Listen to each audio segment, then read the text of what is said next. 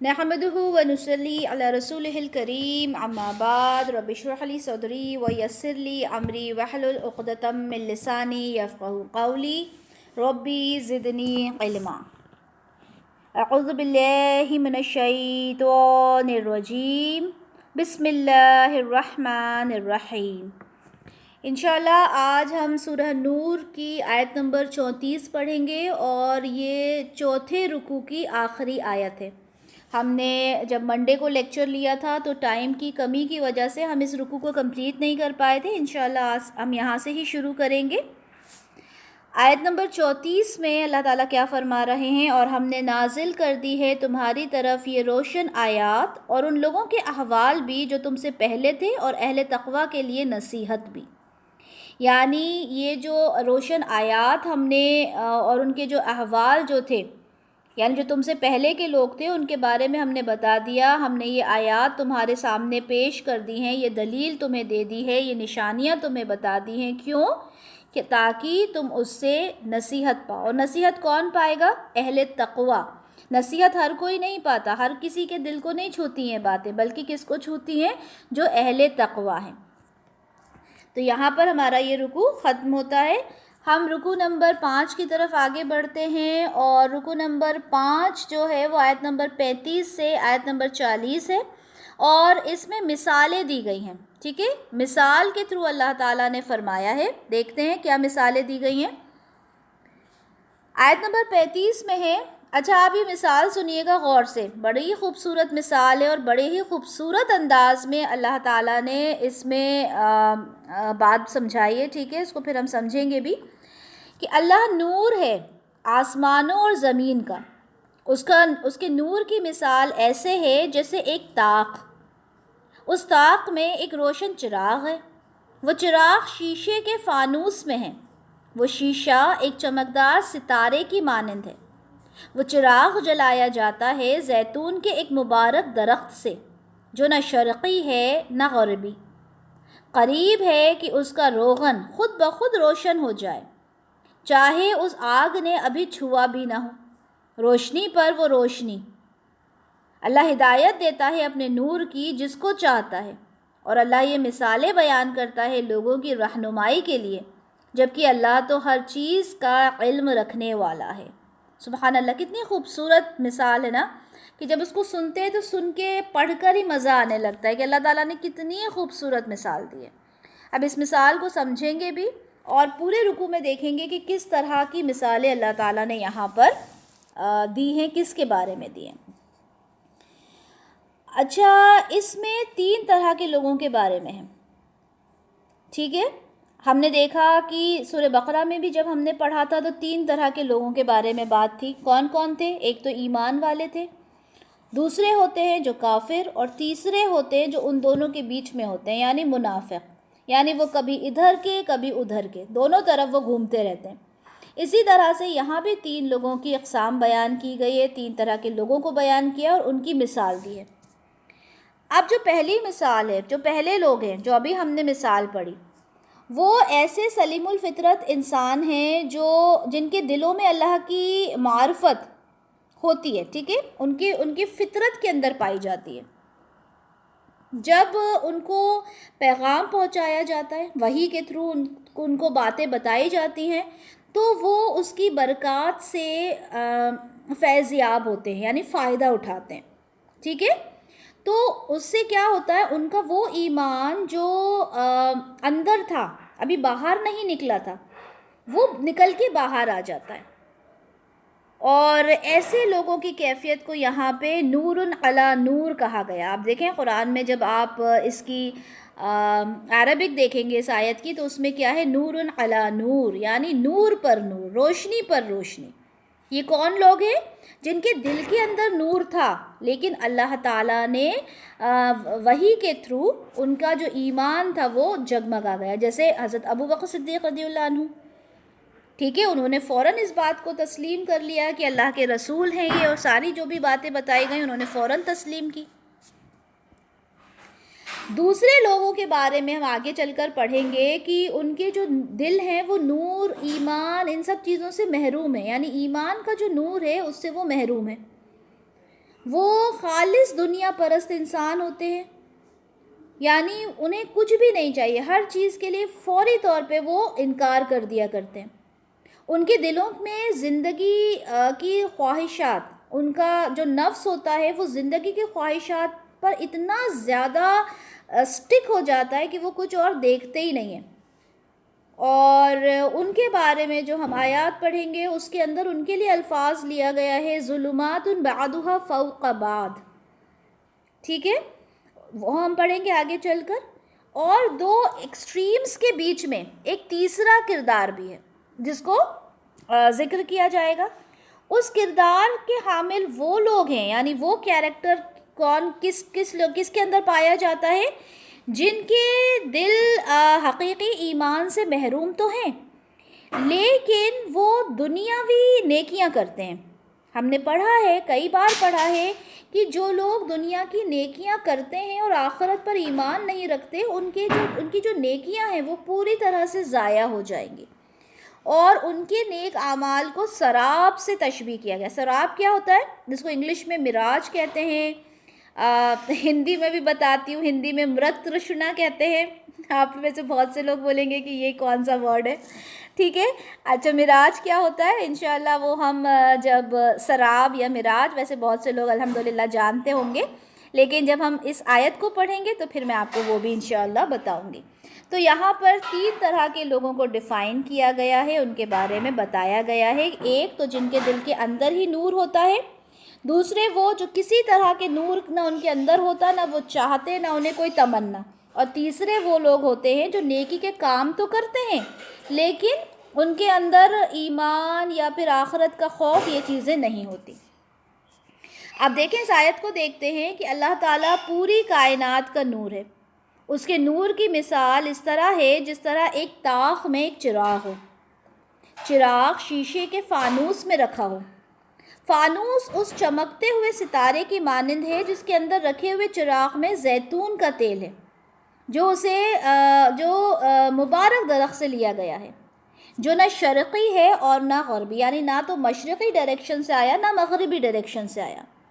چراغ کے تیل کو آگ نہ بھی دکھائی جائے مگر پھر بھی وہ روشن ہو جاتا ہے، یعنی ایمان کی روشنی سے جگمگا جاتا ہے۔ دیکھنے والوں کو یوں لگتا ہے جیسے روشنی پر روشنی، نور علی نور، روشنی پر روشنی ہو۔ اللہ تعالیٰ جسے چاہتا ہے اپنے نور سے رہنمائی کرتا ہے۔ اللہ تعالیٰ لوگوں کے لیے یہ مثالیں اس لیے بیان کرتا ہے تاکہ وہ اچھے سے چیزوں کو سمجھ سکیں۔ اب دیکھیں، یہاں سمجھیں کہ اللہ تعالیٰ پوری کائنات کا نور ہے، پوری کائنات کا نور ہے، اور اس کے نور سے ہر چیز چمک رہی ہے۔ جیسے چراغ ہوتا ہے، چراغ کیا ہوتا ہے؟ اپنی جگہ پر رکھا ہوتا ہے اور اس سے ہر جگہ روشنی ہو جاتی ہے، اور اس چراغ میں زیتون کے ایسے درخت سے تیل ڈالا گیا ہے جو باغ کے مشرقی جانب یا مغربی جانب میں نہیں ہے بلکہ درمیان میں ہے، ٹھیک ہے، یعنی ہر جگہ وہ پھیلا ہوا ہے۔ تو یعنی وہ ایسا درخت ہے جو اپنی تھرو ہر جگہ روشنی پھیلا رہا ہے، ٹھیک ہے۔ تو اللہ تعالیٰ کا جو نور ہے وہ نہ شرقی ہے نہ غربی ہے، نہ کسی ڈائریکشن کا محتاج نہیں ہے، بلکہ وہ ہر جانب روشن کیے ہوئے ہے۔ اللہ تعالیٰ عرش پر ہے، ٹھیک ہے، اور اللہ تعالیٰ اس نور سے، اپنے نور سے، اپنی ہدایت سے ہر انسان کو روشن کر رہے ہیں۔ اب یہ ہمارے اوپر ڈیپینڈ کرتا ہے کہ ہم اس سے کتنا فیض یاب ہوتے ہیں، ٹھیک ہے۔ تو جو ہدایت ہے وہ اللہ تعالیٰ کس کو دیتے ہیں۔ آیت نمبر 36، اس کے نور کی طرف ہدایت پانے والے ان گھروں میں پائے جاتے ہیں جن کے متعلق اللہ تعالیٰ نے حکم دیا کہ ان کو بلند کیا جائے اور ان میں اس کا نام لیا جائے۔ وہ تسبیح کرتے ہیں اللہ کی ان مساجد میں صبح اور شام، یعنی جس نور کو پانے والے لوگوں کی بات کی گئی ہے وہ مساجد میں اللہ تعالیٰ کا ذکر بلند کرتے ہیں، مساجد کو آباد کرتے ہیں، صبح شام اس میں اللہ تعالیٰ کا ذکر کرتے ہیں۔ یہاں پہ آیا ہے فی بیوتن، اب یعنی گھروں میں، تو گھروں میں آباد کرتے ہیں یا ذکر کرنے سے کیا مراد ہے کہ اپنے گھروں کو، جیسے رسول اللہ صلی اللہ علیہ وسلم نے فرمایا کہ اپنے گھروں کو قبرستان نہ بناؤ، اس میں ذکر الہی کرو، اذکار کرو، قرآن کی تلاوت کرو، نوافل ادا کیا کرو، تو اپنے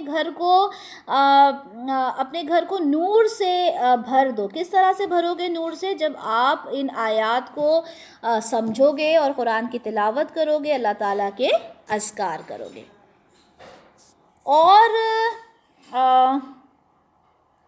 نوجوان مرد جنہیں غافل نہیں کرتی کسی قسم کی کوئی تجارت یا خرید و فروخت اللہ کے ذکر سے، نماز قائم کرنے سے، زکوٰۃ ادا کرنے سے، اس سب کے باوجود بھی وہ لرزہ اور ترزہ رہتے ہیں اس دن کے تصور سے جس دن الٹ جائیں گے دل اور نگاہیں، تاکہ اللہ انہیں بہترین جزا دے ان کے اعمال کی اور ان کو اپنے فضل سے مزید نوازے، اور اللہ جس کو چاہتا ہے عطا کرتا ہے بغیر حساب کے۔ اچھا دیکھیں، ہم یہ جو سورہ پڑھ رہے ہیں، اس سورہ میں ہم جو ہمارے سوسائٹی کے جو کانسیپٹس ہیں انہیں ہم کلیئر کر رہے ہیں، ٹھیک ہے۔ یہاں پر بھی اسی بات کو اگر دیکھا جائے تو دیکھیں، انسان کے لیے اپنا جو روزگار ہے وہ ایک بہت امپورٹنٹ چیز ہوتی ہے، لیکن اس روزگار کے لیے ایک جائز طریقہ انسان کو اپنانا ہوتا ہے، جس میں سے تجارت، بزنس جس کو ہم کہتے ہیں، وہ ایک طریقہ ہے جس کے تھرو آپ روزگار پا سکتے ہو، آپ اپنا کاروبار کرتے ہو، تجارت کرتے ہو۔ اب جب آپ تجارت کرتے ہو تو آپ کو زیادہ وقت لگتا ہے، آپ کو زیادہ محنت لگتی ہے، آپ کو زیادہ توجہ کی ضرورت ہوتی ہے۔ اب آپ کی مصروفیت بھی بڑھ جاتی ہے، آپ کا کام بڑھ جاتا ہے۔ اس میں کیا ہوتا ہے، اس میں آ کر آپ نماز کو پوری ادا نہیں کرتے، ٹھیک ہے۔ ہم نے دیکھا ہے کہ آپ مارکیٹ میں جاتے ہیں، آپ دیکھتے ہیں کہ جیسے ہی نماز کا ٹائم ہوتا ہے کئی لوگ ایسے ہوتے ہیں جو دکانیں بالکل چھوڑ کر نماز پڑھنے چلے جاتے ہیں، ٹھیک ہے، جو بھی مارکیٹ کی مسجد ہوتی ہے۔ لیکن کئی لوگ ایسے بھی ہوتے ہیں جو وہاں پر رک جاتے ہیں کہ نہیں، ابھی ہم نہیں جائیں گے، بعد میں ہم پڑھ لیں گے، یا پڑھتے ہی نہیں ہیں سرے سے۔ تو یہاں پر اللہ تعالیٰ نے اپنے بندوں کی خصوصیت ذکر کرتے ہوئے فرمایا کہ میرے بندے ایسے ہیں جنہیں تجارت اور لین دین کے معاملات میرے ذکر سے غافل نہیں کرتے، وہ نماز ادا کرتے ہیں، وہ زکوٰۃ دیتے ہیں، کیونکہ انہیں اللہ تعالیٰ کا خوف ہے، قیامت کا خوف ہے کہ اگر وہ نماز کو چھوڑ دیں گے، زکوٰۃ کو ادا نہیں کریں گے تو ان کے ساتھ کیا ہوگا۔ قیامت کا دن کیسا ہے کہ اس دن انسان کا جو دل ہوگا وہ گھبرا رہا ہوگا، اس کی آنکھیں پھٹی کی پھٹی رہ جائیں گی۔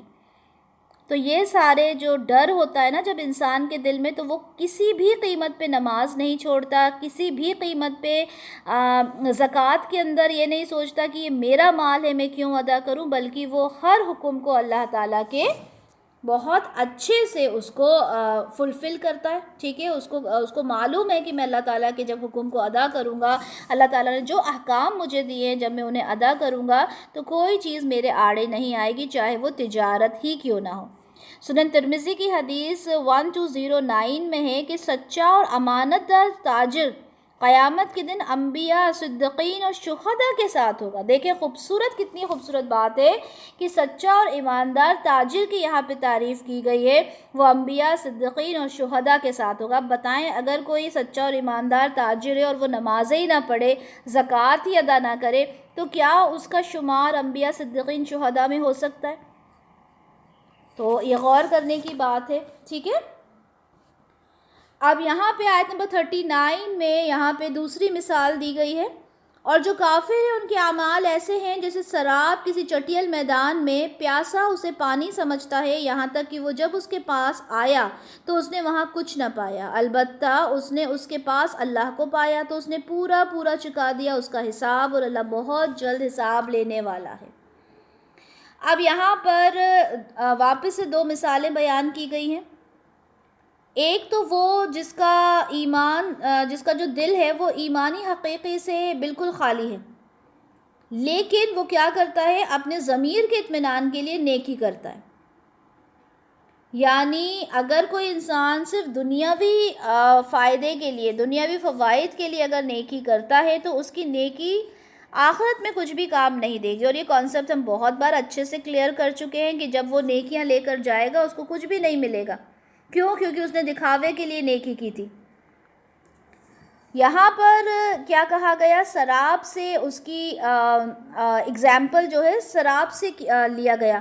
کیا ہوتا ہے سراب کا مطلب کہ وہ جب چلتا ہے تو کیا ہوتا ہے، اس کو دور سے کیا نظر آتا ہے، دور سے نظر آتا ہے کہ پانی ہے. اچھا ہمارے روڈز پر بھی ہوتا ہے، جب ٹیمپریچر بہت زیادہ ہوتا ہے اراؤنڈ 45 46 ٹیمپریچر جب پہنچ جاتا ہے اور جب ہم چلتے ہیں تو ہمیں گاڑی میں آگے نظر آتا ہے جیسے پانی ہو گاڑی کے اوپر، ٹھیک ہے. اور یہ ریگستان میں تو بہت ہوتا ہے، ٹھیک ہے. ریگستان میں نظر آتا ہے کہ سراب ہے اور پانی کا سمجھ کے جب وہاں پہنچتے ہیں تو وہاں پانی نہیں ہوتا، لیکن ہم نارملی بھی دیکھتے ہیں نا جو بالکل روڈز کے اوپر بھی نظر آتا ہے جیسے پانی ہو، اس کو کہا جاتا ہے سراب، اس کو کہا جاتا ہے مراج انگلش میں، ٹھیک ہے. تو انسان جب وہاں پہنچتا ہے کچھ نہیں ملتا، سیم ایسے ہی یہ جو نیکیاں ہیں نا جو وہ کر رہا ہے تو وہ سراب کی طرح، وہ کیا سوچتا ہے ان نیکیوں کا بدلہ مجھے 100% ملنا ہے. کیوں؟ کیونکہ وہ جو سراب ہے وہ 100% پانی نظر آتا ہے. لیکن جب وہ وہاں پہنچے گا، یعنی جب وہ قیامت میں اس جگہ پر پہنچے گا، اس کو نیکی سمجھ کر وہ اس جگہ جائے گا کہ یہ نیکیاں ہیں، تو وہاں پر اس کے ہاتھ میں کچھ بھی نہیں آئے گا. یعنی جس طرح سے پانی اس کو نصیب نہیں ہوتا نا جب وہ سراب سمجھ کے وہاں پہنچتا ہے، سیم وے انسان کی نیکیاں بھی اس کو وہاں پر نہیں ملے گی. اور اس کے سامنے اچانک یہ حقیقت کھلے گی کہ تمہارا کوئی بھی عمل یہاں پر قبول نہیں ہوا. ٹھیک ہے. تو ان چیزوں پہ غور کریں. اگر ہم یہ سمجھتے ہیں کہ ہمارے اندر ایمان ہے اور اگر ہم نیکی کر رہے، اگر اس میں ذرا بھی ریاکاری آ گئی ہے تو وہ ہمارے اعمال جو ہیں کسی طرح سے ہمارے کام نہیں آئیں گے. نیکسٹ مثال یہاں پر دی گئی ہے آیت نمبر 40 میں، یا بہت گہرے سمندر میں اندھیروں کی مانند اسے ڈھانپ لیتی ہو ایک موج، اس کے اوپر ہو ایک اور موج، اس کے اوپر ہو بادل، اندھیرے ہی اندھیرے میں ایک دوسرے کے اوپر. جب وہ اپنا ہاتھ نکالتا ہے تو اسے بھی نہیں دیکھ سکتا، اور جس کو اللہ نے ہی کوئی نور عطا نہ کیا ہو تو اس کے لیے کہیں کوئی نور نہیں. اب اس آیت کو سمجھتے ہیں، اس ایگزامپل کو سمجھتے ہیں. کفار کے اعمال اور اندھیروں کی طرح ہیں. جو کفار ہیں یعنی جو کچھ بھی نیکیاں بھی نہیں کرتے، وہ ایسے ہیں جو گہرے سمندر کے نیچے پائے جاتے ہیں. سمندر جو گہرا سمندر ہے اس کی گہرائی کے اندر کی بات ہو رہی ہے. جس طرح سمندر کی بڑی بڑی موجیں ہوتی ہیں، وہ ایک دوسرے کے اوپر ٹھاٹے مار رہی ہوتی ہیں، اور رات کا وقت ہو اور کالے بادل ہوں تو یعنی اندھیرے پر اندھیرا ہو جاتا ہے. اور ایسے سمندر کی تہہ سے کسی شخص کا نکلنا تو دور، اور بلکہ وہ اپنے ہاتھ کو سامنے رکھے تو اپنا ہاتھ بھی نظر نہ آئے، اتنا زیادہ اندھیرا ہوتا ہے. اور یہی کفار کے اخلاق اور اعمال کی کیفیت ہے. یعنی جو آخری نبی ہیں ان کی نبوت کا انکار کرنا اور قیامت کے عقیدے سے انکار کرنا، ایسے پردے پڑے ہوئے ہیں اس شخص کے اوپر کہ وہ یہ ساری چیزوں کو سمجھنا ہی نہیں چاہتا. اور ایسا ہے کہ جیسے بادلوں کے اندھیرے ہوں، رات کی تاریکی ہو، اور سمندر کی تہہ در تہہ کے اندر وہ اپنے آپ کو دیکھے. یعنی اپنے اعمال کو وہ اس حد تک ضائع کر دیتا ہے کہ صرف تاریکی ہی تاریکی ہوتی ہے، اندھیرا ہی اندھیرا ہوتا ہے اور اسے کچھ نظر نہیں آتا. اسی طرح سے اس کے جو کفار کے جو اعمال ہیں ان کی قبولیت کی اب کچھ بھی کوئی صورت بچتی ہی نہیں ہے. جس طرح سے وہ اپنا ہاتھ تک نہیں دیکھ سکتا، اس طرح سے اس کو کوئی نیکی نظر نہیں آئے گی، کیونکہ اس نے کوئی نیکی کی ہی نہیں، کوئی اچھا کام کیا ہی نہیں. ٹھیک ہے. نہ تو دنیا کو دکھانے کے لیے کیا کہ اس کو وہ سراب نظر آئے، نہیں، اس نے تو کیا ہی نہیں، تو اس کے لیے یہ تاریکیاں ہیں. ٹھیک ہے. اور ایسا نہیں ہے کہ انسان دنیا کو دکھانے کے لیے کر دے گا تو اس کو کچھ اس کا ثواب ملے گا. نہیں، یہاں پہ لوگوں کی کیٹیگریز بتائی گئی ہیں کہ کچھ لوگ ایسے بھی ہوتے ہیں جو صرف دکھانے کے لیے نیکیاں کرتے ہیں، اور کچھ لوگ ایسے ہوتے ہیں جو نیکیاں کرتے ہی نہیں ہیں، کسی بھی طرح کی نیکی نہیں کرتے. اب اس طرح کی تاریکیوں سے نکلنے کے لیے انسان کو کس چیز کی ضرورت ہے؟ ہدایت کی ضرورت ہے، روشنی کی ضرورت ہے، اللہ کے نور کی ضرورت ہے. جس طرح سورہ بقرہ کی آیت نمبر 247 میں اللہ تعالیٰ فرماتے ہیں کہ جو لوگ ایمان لاتے ہیں ان کا حامی اور مددگار کون ہے؟ اللہ ہے، اور وہ ان کو تاریکیوں سے روشنی میں نکال لاتا ہے. اور جو لوگ کفر کی راہ اختیار کرتے ہیں ان کے حامی اور مددگار طاغوت ہیں، اور وہ انہیں روشنی سے تاریکیوں کی طرف بھیج دیتے ہیں. یہ آگ میں جانے والے لوگ ہیں اور ہمیشہ ہمیشہ اس کے اندر رہیں گے.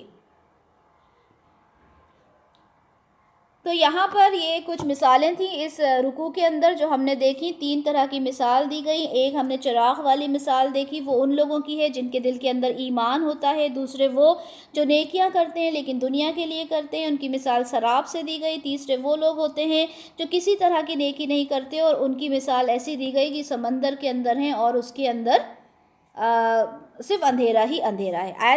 رکوع نمبر 6 کی طرف آتے ہیں. رکوع نمبر 6 آیت نمبر 41 سے لے کر آیت نمبر 50 تک ہے. اس میں اللہ کی قدرت بیان کی گئی ہے. منافق کا تذکرہ ہم اس میں پڑھیں گے. ٹھیک ہے. آیت نمبر 41، کیا تم دیکھتے نہیں ہو کہ اللہ کی تسبیح کرتے ہیں جو کوئی آسمانوں اور زمینوں میں ہے، اور پروں کو پھیلائے ہوئے پرندے بھی، ہر ایک نے جان لی ہے اپنی نماز اور تسبیح، اور اللہ خوب جانتا ہے جو وہ کرتے ہیں. اللہ تعالیٰ نے یہ توجہ دلانے کی کوشش کی ہے کہ دیکھو یہ جو زمین اور آسمان اور جو کچھ ہے، یہاں تک کہ پرندے جو ہیں وہ جو ہوا میں اپنے پر پھیلائے ہوئے ہیں، ہر انسان ہو یا پرندہ ہو، سب اللہ تعالیٰ کی ذکر میں لگے ہوئے ہیں، اور ہر کوئی اپنی نماز ادا کرتا ہے، اپنی نماز جانتا ہے. تو اے لوگو، جو کچھ تم کر رہے ہو اللہ تعالیٰ اسے بہت اچھی طرح سے جانتا ہے، کیونکہ اللہ کے ہی تو ہاتھ میں ہے ساری بادشاہی. اللہ ہر چیز سے واقف ہے. اللہ تعالیٰ تمہارے دلوں کے حال کو جانتا ہے. اچھا، جہاں تک نماز کے علاوہ نماز کا تعلق ہے کہ دوسری مخلوق کیسے یہ نماز ادا کر سکتی ہے، نماز تو انسان ادا کرتے ہیں. تو دیکھیں، ہر جتنی بھی کوئی بھی جو چیز ہے وہ اللہ تعالیٰ کے حضور سجدہ ضرور کرتی ہے. ٹھیک ہے، بلکہ ان کے سائے بھی اللہ تعالیٰ کو سجدہ کرتے ہیں. تو نماز کیا ہے؟ کیفیت اس میں سجدے کی ہے. تو یہاں پر کیا کہا گیا؟ سورہ رعد کی آیت نمبر 15 میں ہے کہ اور آسمانوں اور زمینوں میں جو کچھ بھی ہے خوشی اور ناخوشی سے اللہ ہی کو سجدہ کرتے ہیں، اور ان کے سائے بھی صبح اور شام سجدہ کرتے ہیں. یعنی ہر چیز اللہ تعالیٰ کو سجدہ کرتی ہے. وہی چیز یہاں پہ نماز کے طور پر لی گئی. آیت نمبر 42، اور اللہ ہی کے لیے ہے آسمانوں اور زمینوں کی بادشاہی، اور اللہ ہی کی طرف سب کو لوٹ کر جانا ہے. آیت نمبر 43، کیا تم دیکھتے نہیں ہو کہ اللہ ہاک کر لاتا ہے بادلوں کو، پھر وہ انہیں آپس میں جوڑ دیتا ہے، پھر انہیں سمیٹ کر گھنے بادل بنا دیتا ہے. پھر تم دیکھتے ہو کہ اس میں سے بارش کے قطرے ٹپکتے ہیں جو آسمان سے پہاڑوں کی مانند ہیں، ان سے اولے بھی برستے ہیں. پھر جسے چاہتا ہے ان سے نقصان پہنچاتا ہے، اور جسے چاہتا ہے ان سے بچا لیتا ہے. اس کی بجلی کی چمک نگاہوں کو خیرہ کر دیتی ہے.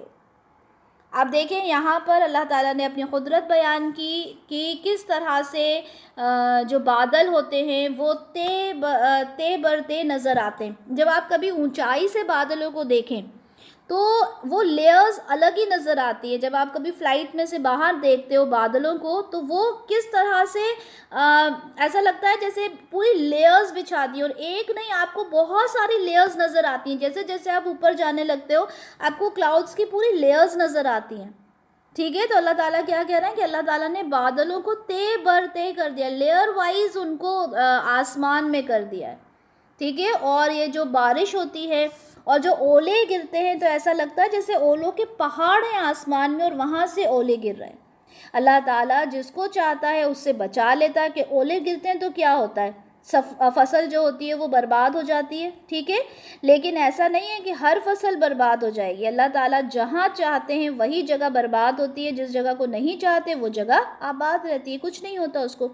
تو مطلب یہاں پر جو کانسیپٹ ہے وہ یہ سمجھنا ہے کہ ہر چیز اللہ کے حکم سے ہی ہوتی ہے. جب انسان نے یہ چیز سمجھ لی نا کہ اس کرنے والی ذات صرف اللہ تعالیٰ کی ہے تو ہر چیز انسان کے لیے ایکسیپٹ کرنا بہت ایزی ہو جائے گا.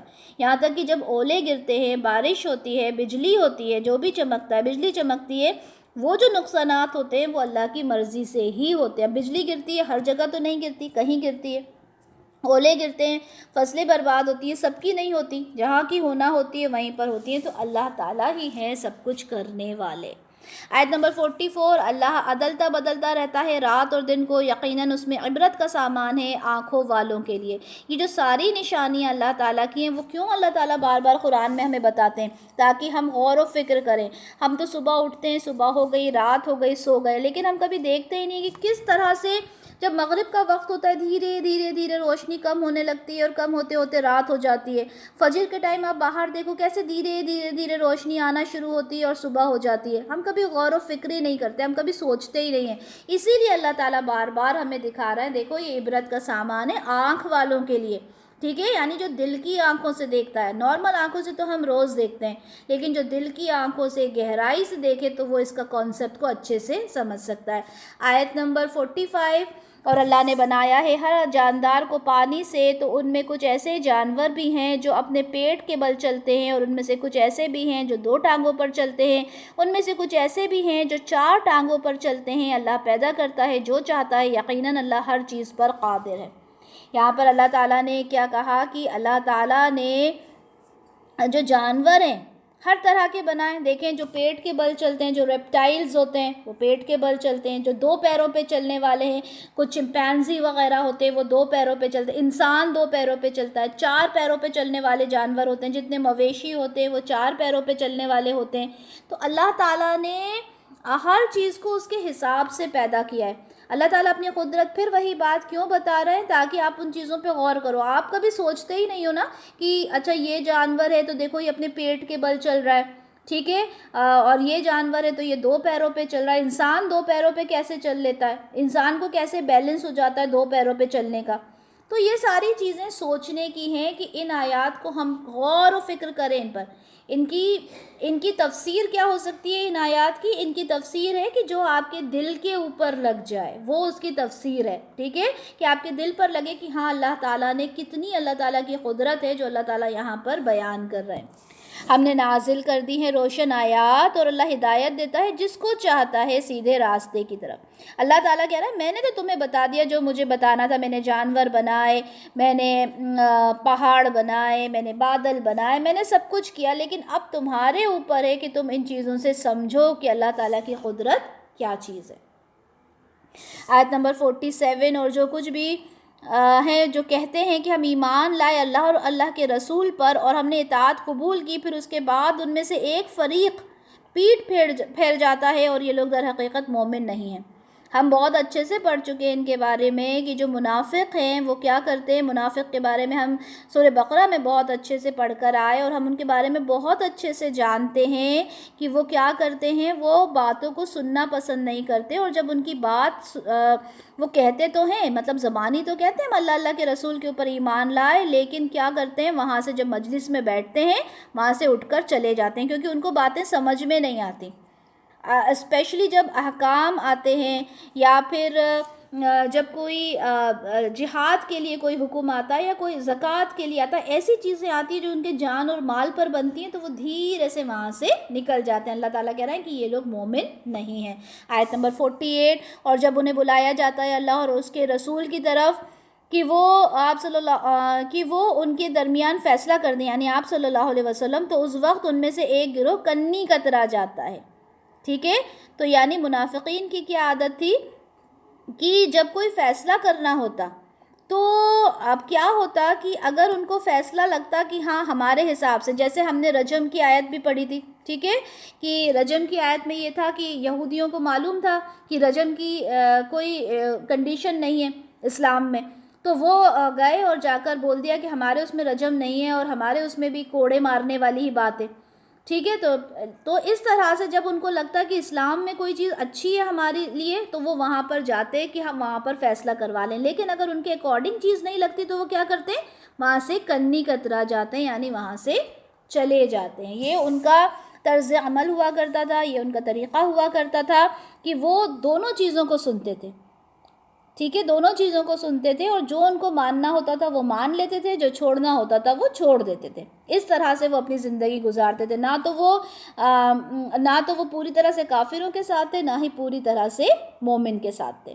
آیت نمبر 49، اور اگر حق ان کے لیے ہو تو وہ آتے ہیں رسول کی طرف بڑی اطاعت کیش بن کر، وہی بات ہے کہ اگر ان کے حق میں فیصلہ کیا جا رہا ہوتا ہے تو وہ کہتے ہیں اسلام اسلام اسلام بہت اچھا ہے اور ہمارے حق میں فیصلہ کر رہا ہے، لیکن اگر ان کے خلاف وہ بات ہوتی تھی تو وہ کہتے تھے کہ اسلام میں کتنی سختیاں ہیں اور اس کو ماننے سے وہ منع کر دیا کرتے تھے۔ کیا ان کے دلوں میں روگ ہے یا یہ لوگ شک میں مبتلا ہیں، یا انہیں اندیشہ ہے کہ اللہ اور اس کا رسول ان کے ساتھ ناانصافی کریں گے؟ بلکہ حقیقت میں یہی لوگ ظالم ہیں۔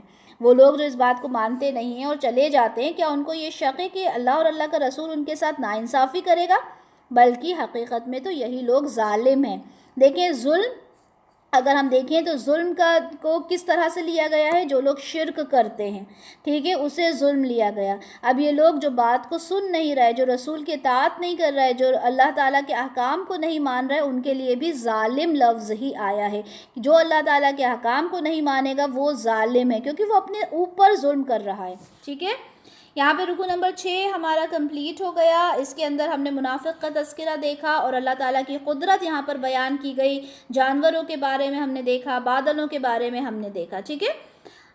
رکو نمبر 7 ہے، رکو نمبر 7 آپ کا شروع ہوتا ہے آیت نمبر 51 سے آیت نمبر 57 تک ہے۔ اس میں فلاح کے کون پائیں گے، فلاح یعنی کامیاب کون لوگ ہوں گے، ان کے بارے میں بتایا ہے۔ منافق کا طرز عمل پھر اس رکوع میں آیا ہے۔ دیکھیں کامیابی کیا ہوتی ہے؟ کامیابی وہ ہوتی ہے جو اللہ کے نزدیک کامیابی ہے۔ کامیابی کبھی وہ نہیں ہوتی کہ آپ کا بینک بیلنس، آپ کا گاڑی بنگلہ، وہ کامیابی نہیں ہوتی، ٹھیک ہے۔ ہم اسے دنیاوی کامیابی سمجھتے ہیں، لیکن کامیابی جو اصل کامیابی وہ ہے کہ جب آپ اللہ کے نزدیک کامیاب ہو، اور اسی کو یہاں پر بتایا گیا ہے آیت نمبر 51۔ حقیقی مومنین کو تو جب اللہ اور اس کے رسول کی طرف بلایا جاتا ہے کہ وہ ان کے درمیان فیصلہ کرے تو ان کا قول بس یہی ہوتا ہے کہ ہم نے سنا اور ہم نے مانا، اور وہی لوگ ہیں فلاح پانے والے۔ کیا لفظ آیا ہے؟ اولئک هم المفلحون، وہی لوگ ہیں فلاح پانے والے۔ کون لوگ ہیں فلاح پانے والے؟ ابھی اس سے پہلے کیا بتایا کہ وہ لوگ سنتے نہیں ہیں بات کو، منافق جو ہوتے ہیں وہ مومن نہیں ہیں۔ اس کے فوراً بعد کیا فرما دیا؟ یہ فرمایا کہ وہ لوگ جو اللہ کی بات کو مانتے ہیں، رسول کی اطاعت کرتے ہیں، وہ لوگ کیا ہیں؟ فلاح پانے والے۔ اور اگلی آیت میں اس کو اور ڈیفائن کر دیا کہ فلاح پانے والے لوگ کون ہیں، کامیاب ہونے والے لوگ کون ہیں۔ یہاں پر جو لفظ آیا وہ ہے فائزون، ٹھیک ہے، یعنی جو کامیاب ہونے والے لوگ ہیں وہ کون ہیں؟ فیض یاب ہونا، مطلب اسے فائدہ اٹھانا، وہی کامیابی ہے، لیکن ایک سینونیمز کہہ سکتے ہیں، ٹھیک ہے۔ تو یہاں پر کیا فرمایا؟ وہ لوگ کون ہیں؟ آیت کا ترجمہ پڑھتے ہیں۔ اور جو کوئی اللہ اور اس کے رسول کی اطاعت کرتا ہے، اللہ کا خوف رکھتا ہے، اس کا تقوی اختیار کرتا ہے، تو وہی لوگ ہیں جو کامیاب ہونے والے ہیں۔ تو کامیابی کیا ہے؟ کامیابی پہلے تو سورہ بقرہ میں بتائی گئی ہے نا، سورہ بقرہ میں ہم نے پڑھی تھی کہ کامیاب لوگ کون ہوتے ہیں۔ یہاں پر بھی وہی چیز بتائی گئی کہ جو اللہ کی اطاعت کرتے ہیں، اللہ کے رسول کی اطاعت کرتے ہیں، اللہ کا خوف رکھتے ہیں، اس کا تقوی اختیار کرتے ہیں، وہ لوگ کون ہیں؟ کامیاب ہونے والے ہیں۔ تو اصل کامیابی تو اللہ تعالیٰ نے قرآن میں آپ کو بتا دی۔ آیت نمبر 53، اور وہ اللہ کی قسمیں کھا کر کہتے ہیں، اپنی امکانی حد تک پکی قسمیں، کہ اگر آپ انہیں حکم دیں گے تو وہ ضرور نکلیں گے۔ آپ ان سے کہیے کہ تم لوگ قسمیں نہ کھاؤ، بس معروف طریقے سے اطاعت اختیار کرو، یقیناً جو کچھ تم کر رہے ہو اللہ اس سے باخبر ہے۔ اب رسول اللہ صلی اللہ علیہ وسلم کے زمانے میں منافقوں کی عادت تھی کہ جب مسلمانوں پر مشکل وقت گزر جاتا، یعنی سارا کام ہو گیا، جہاد وغیرہ ہو گیا، تو آپ صلی اللہ علیہ وسلم کی خدمت میں حاضر ہوتے اور قسمیں کھاتے، اور یہ یقین دلاتے کہ اگر آئندہ کوئی پرابلم آئے گی، کوئی مشکل آئے گی، تو ہم اللہ کی قسم کھا کر کہتے کہ ہم آپ کے ساتھ کھڑے ہو جائیں گے، ٹھیک ہے۔ یعنی اللہ کی قسمیں کھا کر اس بات کا یقین دلاتے تھے کہ دیکھیں اب کوئی مشکل وقت آئے گا، ابھی تو ہمارے پاس یہ مشکل آ گئی تھی، یہ عذر پیش کر دیتے تھے، کچھ بھی بہانے بنا دیا کرتے تھے، اور کہتے تھے آئندہ کبھی کچھ ہوگا تو ہم آپ کے ساتھ کھڑے ہوں گے۔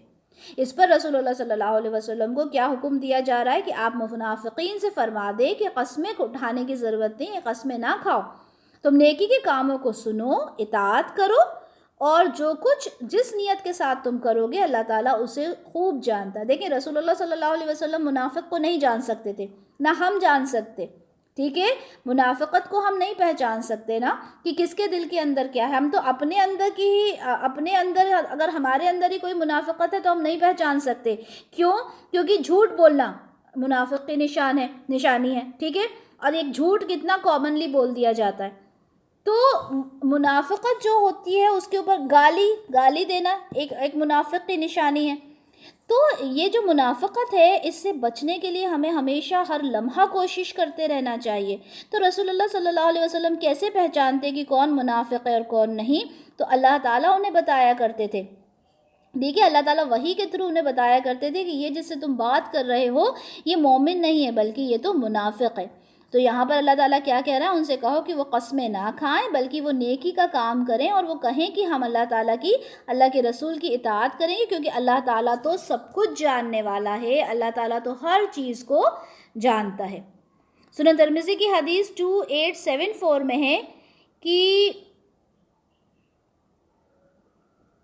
میری اور میری امت کی مثال اس آدمی جیسی ہے جس نے آگ جلائی اور مکھیاں اور پتنگے اس میں بڑھنے لگے، یہی حال تمہارا اور ہمارا ہے. میں تمہاری کمر پکڑ پکڑ کر تمہیں بچا رہا ہوں اور تم ہو کہ اس میں جہنم کی آگ میں بنا سوچے سمجھے چلے جا رہے ہو. کتنی ڈرا دینے والی حدیث ہے کہ اللہ کے رسول کیا فرما رہے ہیں کہ میں تمہیں پکڑ پکڑ کے تمہاری کمروں سے پکڑ پکڑ کے تمہیں میں یہاں سے نجات دلانا چاہتا ہوں، اور تم ہو کہ جیسے وہ پتنگے اور مکھی جو آگ کے پاس گھومتے رہتے ہیں اور اس کے اندر جا کے جل جاتے ہیں، تم لوگ یہی کرتے ہو. میں تمہیں بچانا چاہتا ہوں لیکن تم لوگ بچنا نہیں چاہ رہے. ٹھیک ہے، تو ایک منافق کی بھی وہی مثال ہے کہ منافق جو ہوتے تھے وہ آپ کے آس پاس تو گھومتے تھے لیکن آپ سے فیضیاب نہیں ہوتے تھے. آیت نمبر 54، اے نبی صلی اللہ علیہ وسلم آپ کہیے کہ تم لوگ اطاعت کرو اللہ کی اور اطاعت کرو رسول اللہ صلی اللہ علیہ وسلم کی. پھر اگر تم منہ موڑتے ہو تو سن رکھو کہ ہمارے نبی پر صرف وہی ذمہ داری ہے جو ان پر ڈالی گئی ہے اور تم پر وہ ذمہ داری ہے جو تم پر ڈالی گئی ہے، اور اگر تم ان کی اطاعت پر کاربند رہو گے تبھی تم ہدایت یافتہ ہوگے، اور ہمارے رسول پر کوئی ذمہ داری نہیں ہے سوائے صاف صاف پہنچا دینے کے. اچھا دیکھیں، جو منافقین تھے ان کے اوپر 3 چیز بہت بھاری ہوا کرتی تھیں. ایک تو رسول اللہ صلی اللہ علیہ وسلم کی اطاعت ان کے لیے بہت بھاری تھی، ایک جہاد و قتال ان کے لیے بہت بھاری تھا، اور ایک ہجرت کرنا. یہ 3 چیزیں ان کو بہت بھاری لگتی تھی کہ کس طرح سے ہم ان کی اطاعت کریں. ٹھیک ہے، اور جہاد قتال یہ ان کے لیے بڑا مشکل کام تھا، اور ہجرت اپنی جگہ کو چھوڑ کر وہ جا نہیں سکتے تھے. تو یہاں پر کہا گیا کہ دیکھو یہ جو تمہارے اوپر بہت مشکل گزرتا ہے نا، تم نے اطاعت کرنا ہے اللہ کے ساتھ ساتھ کس کی اطاعت کرنا ہے؟ رسول اللہ کی. اچھا دیکھیں، اللہ تعالیٰ اپنے نام کے ساتھ کبھی کسی کو شریک نہیں کرتے. ٹھیک ہے، اللہ تعالیٰ نے عبادت میں اپنے ساتھ کبھی کسی کو شریک نہیں کیا، لیکن اطاعت میں یاد رکھیے ہمیشہ جو رسول ہوتا ہے وہ اللہ کے ساتھ ہوتا ہے. ہر رسول نے یہی کہا کہ اطاعت کرو میری اور اطاعت کرو اللہ کی. ٹھیک ہے، اللہ کی اطاعت کے ساتھ ہر رسول نے اپنی اطاعت کا کہا. یہاں پر اللہ تعالیٰ کیا فرما رہے ہیں کہ تم لوگ اطاعت کرو اللہ کی اور اطاعت کرو رسول کی. یہاں پہ اللہ تعالیٰ خود فرما رہے ہیں کہ تم نے اطاعت کرنا ہے اللہ اور اللہ کے رسول کی. اللہ تعالیٰ یہاں پر فرما رہے ہیں کہ رسول کی جو ذمہ داری ہے، یعنی رسول اللہ صلی اللہ علیہ وسلم کی جو ذمہ داری ہے یہ تم تک پیغام پہنچانا ہے. رسول کا مطلب کیا ہوتا ہے؟ میسنجر. اور میسنجر کا کیا کام ہوتا ہے؟ میسج کو پہنچا دینا. تو آپ کی جو ذمہ داری ہے، آپ کا کام کیا ہے؟ آپ نے پہنچا دینا. اب جب ان سے سوال کیا جائے گا، جب رسول اللہ صلی اللہ علیہ وسلم سے سوال کیا جائے گا کہ آپ نے کیا اپنی ذمہ داری نبھا دی تھی، کیا آپ کو جو کام دیا گیا تھا وہ آپ نے کر دیا تھا، تو اللہ تعالیٰ سے کیا جواب دیں گے جو رسول ہوں گے کہ ہاں میں نے اپنا کام کر دیا تھا. اس کے بعد جو نیکسٹ سوال ہوگا وہ کس سے ہوگا؟ امت سے ہوگا. اگلا سوال امت سے ہوگا کہ کیا تم نے وہ جو تمہارے اوپر میسج تمہارے پاس آیا تھا اس کو تم نے کیا بھی یا نہیں کیا، اس کو فلفل کیا ان چیزوں کو یا نہیں کیا. تو رسول تو اپنی بات سے ہو جائیں گے مطمئن کہ میں نے تو اپنا کام پوری طرح سے کر دیا. یہاں پہ اللہ تعالیٰ کیا کہہ رہے ہیں کہ دیکھو ہدایت کا کام تو ہمارا کام ہے، ہم صرف آپ کو اتنا کام دے رہے ہیں کہ آپ نے میرا جو میسج ہے وہ آپ نے لوگوں تک پہنچا دینا ہے. مسند احمد کی حدیث 4551 میں ہے کہ جب رسول اللہ صلی اللہ علیہ وسلم نے خطبہ دیا، اور یہ رسول اللہ صلی اللہ علیہ وسلم کا جو خطبہ تھا وہ ہمیں بہت ساری احادیث میں ملتا ہے. اس میں جو انہوں نے سوال کیا تھا، باقی ساری چیزوں کو بتانے کے بعد جب انہوں نے سوال کیا تھا وہ کیا تھا؟ کیا میں نے تم لوگوں تک اللہ تعالیٰ کا پیغام پہنچا دیا؟ تو لوگوں نے کہا کہ جی ہاں آپ نے پیغام پہنچا دیا. تو رسول اللہ صلی اللہ علیہ وسلم نے فرمایا اے اللہ گواہ ہو جاؤ، اے اللہ تعالیٰ آپ گواہ ہو جائیے کہ میرا جو کام تھا وہ میں نے کمپلیٹ کر دیا. ٹھیک ہے، آپ نے جب حج کیا تھا اور جب آپ نے خطبہ دیا تھا جو بہت امپورٹنٹ خطبہ ہے، جس کے بہت سارے پوائنٹس ہمیں الگ الگ احادیث میں ملتے ہیں، اس میں جب سارا خطبہ ہو گیا تھا تو آپ صلی اللہ علیہ وسلم نے سوال کیا تھا کیا میں نے اپنا جو پیغام تھا کیا میں نے تم لوگوں کو پہنچا دیا؟ یعنی انہوں نے کہا کہ اللہ تعالیٰ میں تو اس دنیا میں اس بات کی گواہی دے رہا ہوں کہ میں نے اپنا پیغام پہنچا دیا، اور سب لوگوں نے اس بات کو تسلیم بھی کیا. اور پھر انہوں نے کہا اللہ تعالیٰ آپ اس بات پہ گواہ رہیں کہ میں اپنا کام کر چکا. اب کس کا کام بچا؟ اب آپ کا اور میرا کام بچا. رسول اللہ صلی اللہ علیہ وسلم اپنا کام کر کے چلے گئے ہیں. اب کوئی نبی ہمارے بیچ میں نہیں آئے گا، یہ بات ہمارے لیے بالکل کلیئر ہے. اب میں اگر یہاں بیٹھے رہوں، آپ اپنی جگہ پر بیٹھے رہیں کہ ٹھیک ہے آخری نبی آئے اور آ کے چلے گئے، تو کیا ان کا جو مقصد تھا وہ پورا ہوا؟ نہیں. اس مقصد کو تو ایز اے چین ہمیں آگے چلانا ہے، جس طرح سے صحابہ نے کیا، پھر صحابہ کے بعد آگے لوگوں نے کیا، پھر ان کے بعد کیا، ان کے بعد کیا، اور 1450 سال تک پہنچتے پہنچتے وہ چیز ہمارے پاس آئی ہے. یہ بھی ایک معجزہ ہے کہ اللہ تعالیٰ کی کتاب اور جو احادیث ہیں وہ ساری چیزیں ایز اٹ از ہمارے پاس 1450 سال بعد موجود ہیں. تو یہ بھی کسی معجزے سے کم نہیں ہے. اب ہمارا کام کیا ہے کہ ہم نے اللہ تعالیٰ کے اس کام کو آگے لے کر جانا ہے. ٹھیک ہے، ہمارا کام ہے کہ رسول اللہ جو ہمیں تربیت، جو ہمیں تعلیم دے کر گئے ہیں، اس تعلیم کو ہم نے آگے بڑھانا ہے. ٹھیک ہے، تو آیت نمبر 55 دیکھتے ہیں. اللہ کا وعدہ ہے تم میں سے ان لوگوں کے ساتھ جو ایمان لائے اور نیک عمل کریں کہ وہ ضرور انہیں زمین میں خلافت ادا کر دے گا، جیسے اس نے ان سے پہلے والوں کو خلافت ادا کی تھی، اور وہ ضرور ان سے اس دین کا غلبہ عطا کرے گا جو ان کے لیے اس نے پسند کیا ہے، اور وہ ان کی موجودہ خوف کی حالت کے بعد اس کو لازماً امن میں بدل دے گا.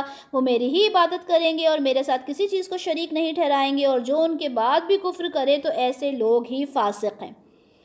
اب یہاں پر جو اللہ تعالیٰ وعدہ کر رہے ہیں، سب سے پہلے تو یہ سمجھیں کہ سب سے پہلی بات جو کی گئی ہے وہ ہے کہ میرا وعدہ ان لوگوں کے ساتھ ہے جو ایمان لائے اور نیک عمل کریں. دیکھیں، ایمان کے ساتھ ہمیشہ عمل صالح ضرور آتا ہے، اور یہ دونوں کو ایک ساتھ رکھنا، یعنی کہ یہ کہہ سکتے ہیں کہ ایک باکس میں رکھنا ہمارے لیے بہت زیادہ ضروری ہے. آپ ایمان تو لے کر آ گئے لیکن آپ عمل صالح نہیں کرتے. آپ نمازیں تو پڑھ رہے ہو لیکن آپ اپنے پڑوسی کو ایذا دے رہے ہو. آپ نمازیں پڑھ رہے ہو لیکن اپنے ماں باپ کے ساتھ نافرمانی کر رہے ہو. ٹھیک ہے، آپ روزہ رکھ رہے ہو لیکن سامنے والے کو آپ ایذا دے رہے ہو. تو یہ ساری چیزیں کام نہیں کریں گی. ٹھیک ہے، ایمان اور نیک عمل یہ دونوں چیزیں جو ہوتی ہیں ایک ساتھ چلتی ہیں، یہ دونوں کا ساتھ میں ہونا بہت ضروری ہے. تو اللہ تعالیٰ وعدہ کر رہے ہیں ان لوگوں کے ساتھ کہ انہیں زمین میں خلافت ادا کرے گا جیسے اس نے پہلے والوں کو خلافت ادا کی تھی.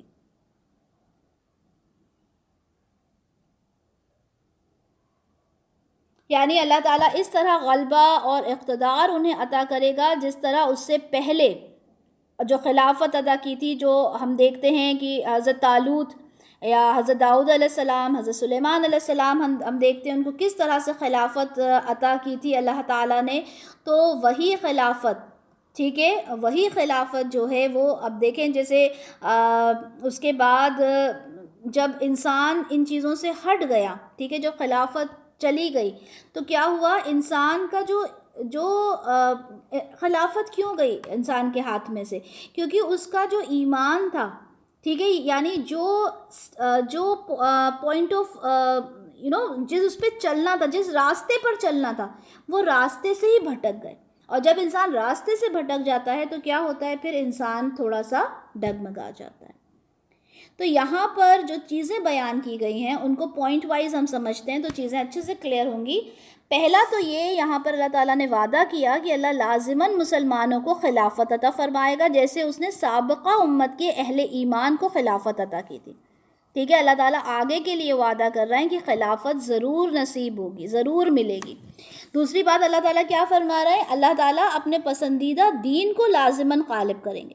اب آپ یہ دیکھیں کہ یہاں پر دو چیزیں بیان کی گئیں. پہلا تو یہ کہ اللہ تعالیٰ مسلمانوں کو خلافت ادا کریں گے، اور دوسری بات یہ کہ اللہ تعالیٰ اپنے دین کو غالب کریں گے. اب دیکھیں، بات دیکھی جائے تو ایک ہی ہے کہ اگر دین غالب ہوگا تو آبویسلی مسلمانوں کے اوپر ہی ہوگا. ٹھیک ہے، مسلمانوں کی خلافت ہوگی تو دین غالب، مطلب دونوں ہی چیزوں کو دیکھا جائے تو سیم ہے، لیکن اللہ تعالیٰ نے ان دونوں کو الگ الگ کہہ کر اس بات پر اللہ تعالیٰ نے توجہ دلانا چاہیے کہ خلافت کی جو اہمیت ہے اللہ تعالیٰ نے اس کو اجاگر کرنے کی کوشش کی ہے کہ یہ جو خلافت ہے وہ کب ہوگی؟ جب میرا دین جو ہے پوری طرح سے غالب ہو جائے گا۔ اور تیسری بات یہاں پر کیا بتائی گئی کہ، اور یہ کب کی بات ہے؟ جب رسول اللہ صلی اللہ علیہ وسلم اب مدینہ پہنچ گئے ہجرت کر کے، ٹھیک ہے، ابھی تو خلافت نہیں ہے نا، ابھی خلافت نہیں ہے وہاں پر، اور بڑی پریشانیاں، بڑی مشکلیں لوگوں کے اوپر آ رہی ہیں، کبھی کہا جا رہا ہے قریش کی طرف سے حملہ ہو رہا ہے، کبھی کسی کی طرف سے حملے کی خبریں آ رہی ہیں، اور بڑا مشکل دور تھا۔ مدینہ پہنچ کر بھی رسول اللہ صلی اللہ علیہ وسلم سکون سے تو نہیں رہے تھے، ہم جانتے ہیں کس طرح کے غزوات وغیرہ ہوئے، تو ان کو اللہ تعالیٰ یہ خوشخبری دے رہے ہیں کہ دیکھو وہ خوف کی جو کیفیت ہے وہ ختم ہونے والی ہے، اور تمہیں خلافت ملنے والی ہے، تمہیں خلافت مل کر رہے گی، اور میرا دین جب غالب آ جائے گا تو مسلمان خالص میری ہی بندگی کریں گے، اور کسی قسم کا شرک گوارا نہیں کیا جائے گا۔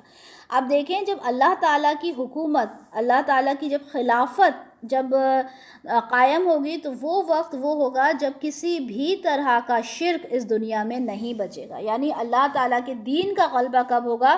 جب کوئی بھی مشرک، کوئی بھی کافر اس دنیا میں نہیں بچے گا، اور خلافت آئے گی جیسے ہمارے خلفائے راشدین تھے، ٹھیک ہے، وہ رہے، اس کے بعد جو خلافت تھی وہ آگے چلی، اور لیکن آگے چل کر کیا ہوا؟ وہ خلافت ختم ہو گئی، ٹھیک ہے، لیکن وہ خلافت ختم تو ہو گئی، لیکن اللہ تعالیٰ کا وعدہ ہے کہ وہ خلافت جو ہے وہ واپس آئے گی، یعنی اللہ کا قانون جو ہے وہ واپس سے لاگو ہوگا انشاءاللہ۔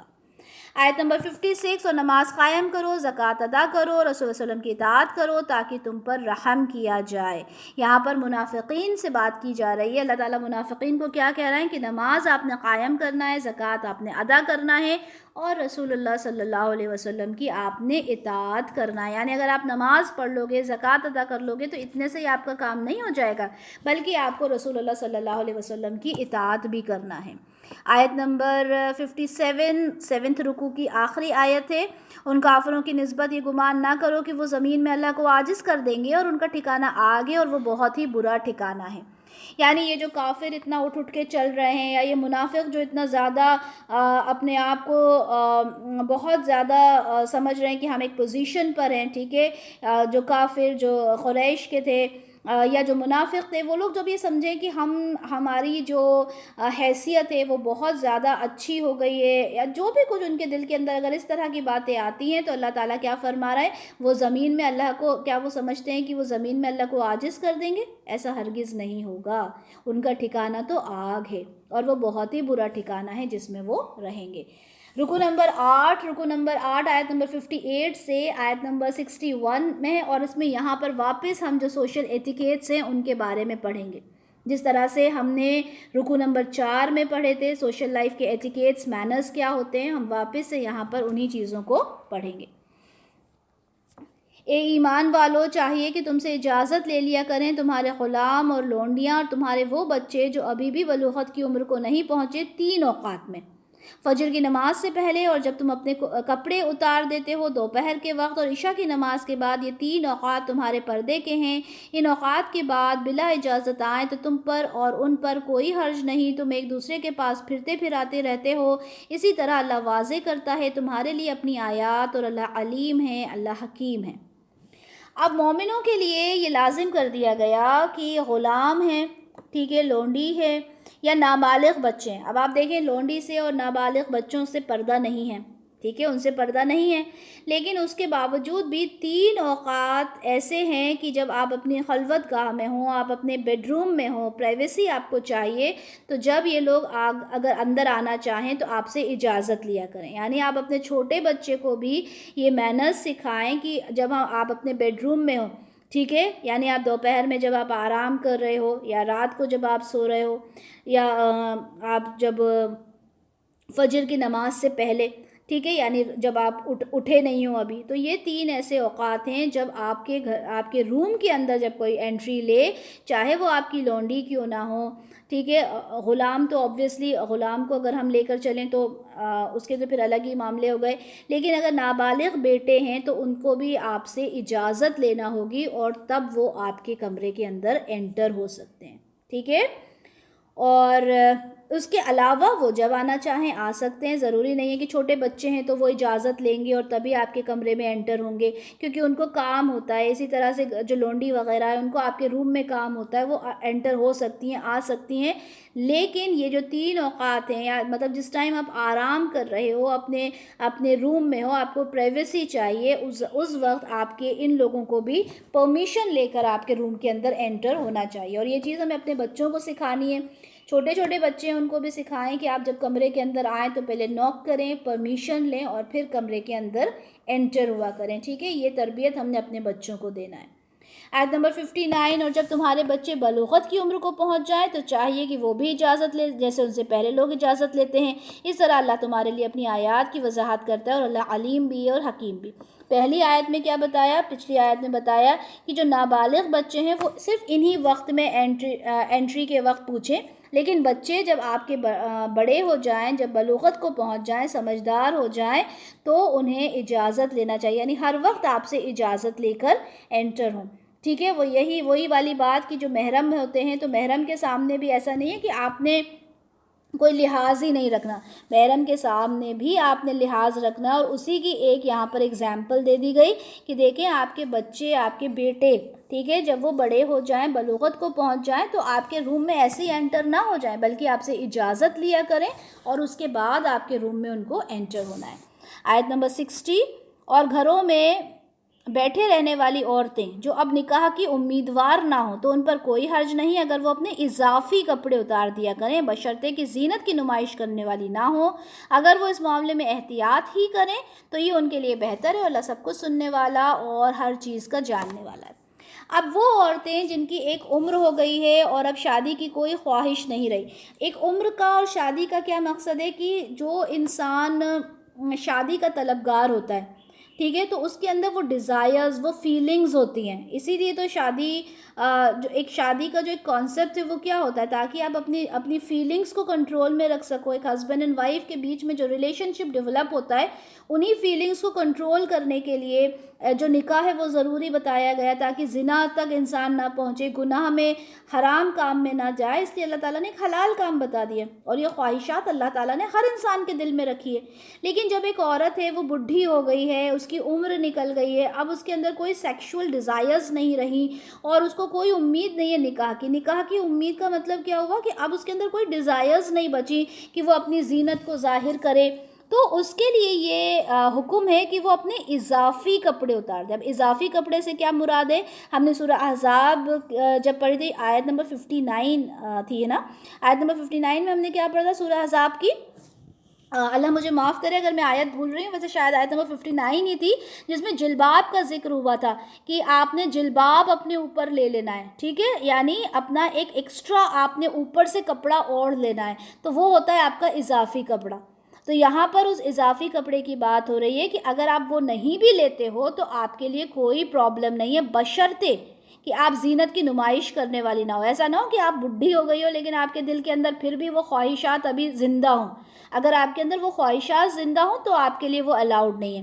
لیکن اب آپ اتنی بزرگ ہو گئی ہو کہ آپ کے اندر وہ خواہشات ختم ہو گئی ہیں، تو آپ وہ اضافی جو کپڑا ہے، جو اضافی دوپٹہ ہے، یا جو چادر جس کو ہم کہتے ہیں، یا عبایا جو ہم کہتے ہیں، اگر آپ اس کو نہیں بھی لیتے ہو تو اس میں کوئی حرج نہیں ہے. لیکن اس آیت کا دوسرا حصہ کیا ہے؟ اور اگر وہ اس معاملے میں احتیاط ہی کریں تو ان کے لیے بہتر ہے. یعنی اگر وہ اوپر سے اضافی کپڑا لے لیں، چادر اگر لے لیں تو یہ ان کے لیے زیادہ بہتر ہے. اور اللہ تو سب کچھ جاننے والا ہے، ہر چیز کو جاننے والا اور سننے والا. اللہ تعالیٰ تو ہر چیز کو بہتر طریقے سے جانتا ہے. آیت نمبر 61 رکو نمبر 8 کی آخری آیت ہے. یہاں پر بھی ایک چیز ایک جو مینرز جو ہوتے ہیں، ایٹیکیٹس جو ہوتے ہیں سوشل لائف کے، وہ یہاں پہ ڈسکرائب کیے گئے ہیں. ان کو دیکھتے ہیں. کسی اندھے پر کوئی تنگی نہیں، اور نہ کسی لنگڑے پر کوئی تنگی ہے، اور نہ کسی مریض پر کوئی تنگی ہے، اور نہ خود تمہارے اپنے اوپر اس ضمن میں کوئی تنگی ہے کہ تم کھانا کھا لیا کرو اپنے گھروں میں، یا اپنے باپوں کے گھروں سے، یا اپنی ماؤں کے گھروں سے، یا اپنے بھائیوں کے گھروں سے، یا اپنی بہنوں کے گھروں سے، یا اپنے چچاؤں کے گھروں سے، یا اپنی پھوپھیوں کے گھروں سے، یا اپنے ماموں کے گھروں سے، یا اپنی خالاؤں کے گھروں سے، یا ایسے گھروں سے جن کی چابیاں تمہارے پاس ہوں، یا اپنے دوستوں کے گھروں سے. یا تمہارے اوپر کوئی حرج نہیں کہ تم سب مل کر کھاؤ یا الگ الگ کھاؤ. تو جب تم گھروں میں داخل ہو تو اپنے لوگوں کو سلام بھیجو، یہ دعا ہے اللہ کی طرف سے، مبارک بھی ہے، پاک بھی ہے. اسی طرح اللہ تعالیٰ تمہارے لیے اپنی آیات واضح کر رہا ہے تاکہ تم لوگ عقل سے کام لو. اب دیکھیں اس بات کو سمجھیں کہ یہاں پر اللہ تعالیٰ نے کیا کہا. ایک تو اللہ تعالیٰ نے دو حصوں میں پہلے ڈیوائیڈ کر دیا چیز کو.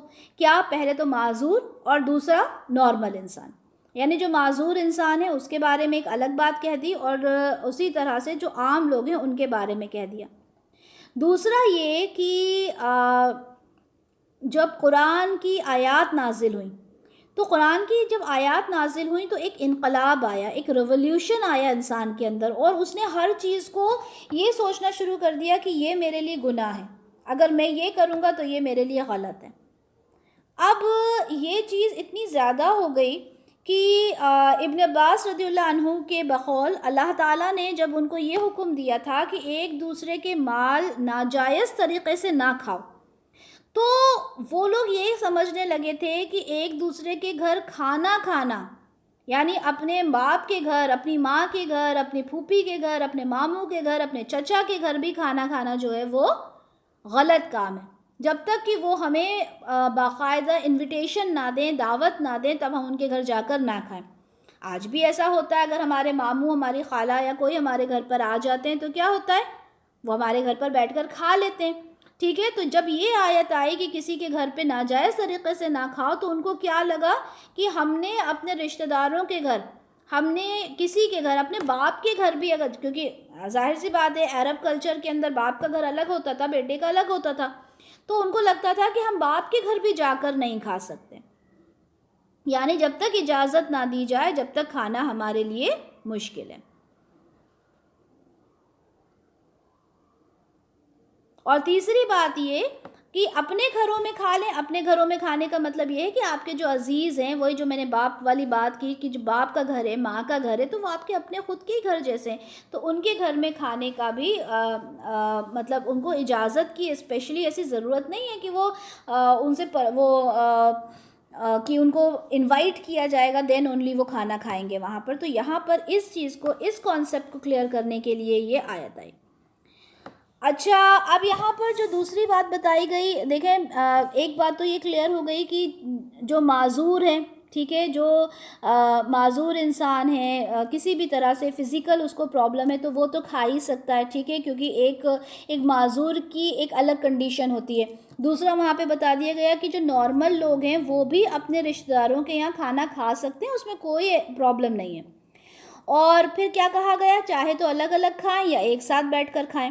اب وہاں پر کیا ہوتا تھا، کچھ لوگ الگ الگ کھانے کو برا سمجھتے تھے اور کچھ لوگ ایک ساتھ کھانے کو برا سمجھتے تھے. ٹھیک ہے. اب یہاں پر یہ بھی کہہ دیا گیا کہ چاہے تو تم الگ الگ کھاؤ، چاہے ایک ساتھ کھاؤ، اس میں کوئی حرج نہیں ہے. اب یہاں پر اس آیت سے کبھی بھی یہ مقصد نہیں نکالیں کہ ایک ساتھ کھانے کا مقصد یہ ہے کہ سارے مرد عورت ایک ساتھ بیٹھ گئے اور ایک جگہ پر بیٹھ کر ایک دسترخوان پہ کھا لیا. نہیں. ہاں، اگر وہ آپ کے محرم ہیں تو آپ ساتھ میں کھاؤ گے، اگر محرم نہیں ہے تو وہ ایک الگ کنڈیشن ہو گئی، محرم اور غیر محرم والی. یہاں پر ایک ساتھ کھانے سے مراد کیا ہے کہ آپ کے ماں باپ ہیں، ٹھیک ہے، آپ کی بہن ساتھ میں بیٹھی ہے، آپ نے کھا لیا.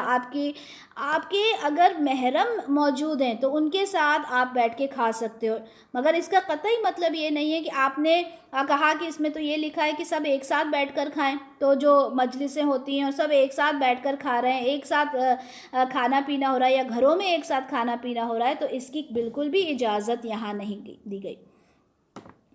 تو یہاں پر کیا کہا گیا کہ وہ تمہارے جو دوست ہیں، ٹھیک ہے، جو تمہارے قریبی دوست ہیں، ان کے گھر بھی تم جا کر کھانا کھا سکتے ہو. اس کی بھی ممانعت نہیں کی گئی. تمہارے قریبی جو تمہارے بہت عزیز دوست ہیں ان کے گھر جاؤ.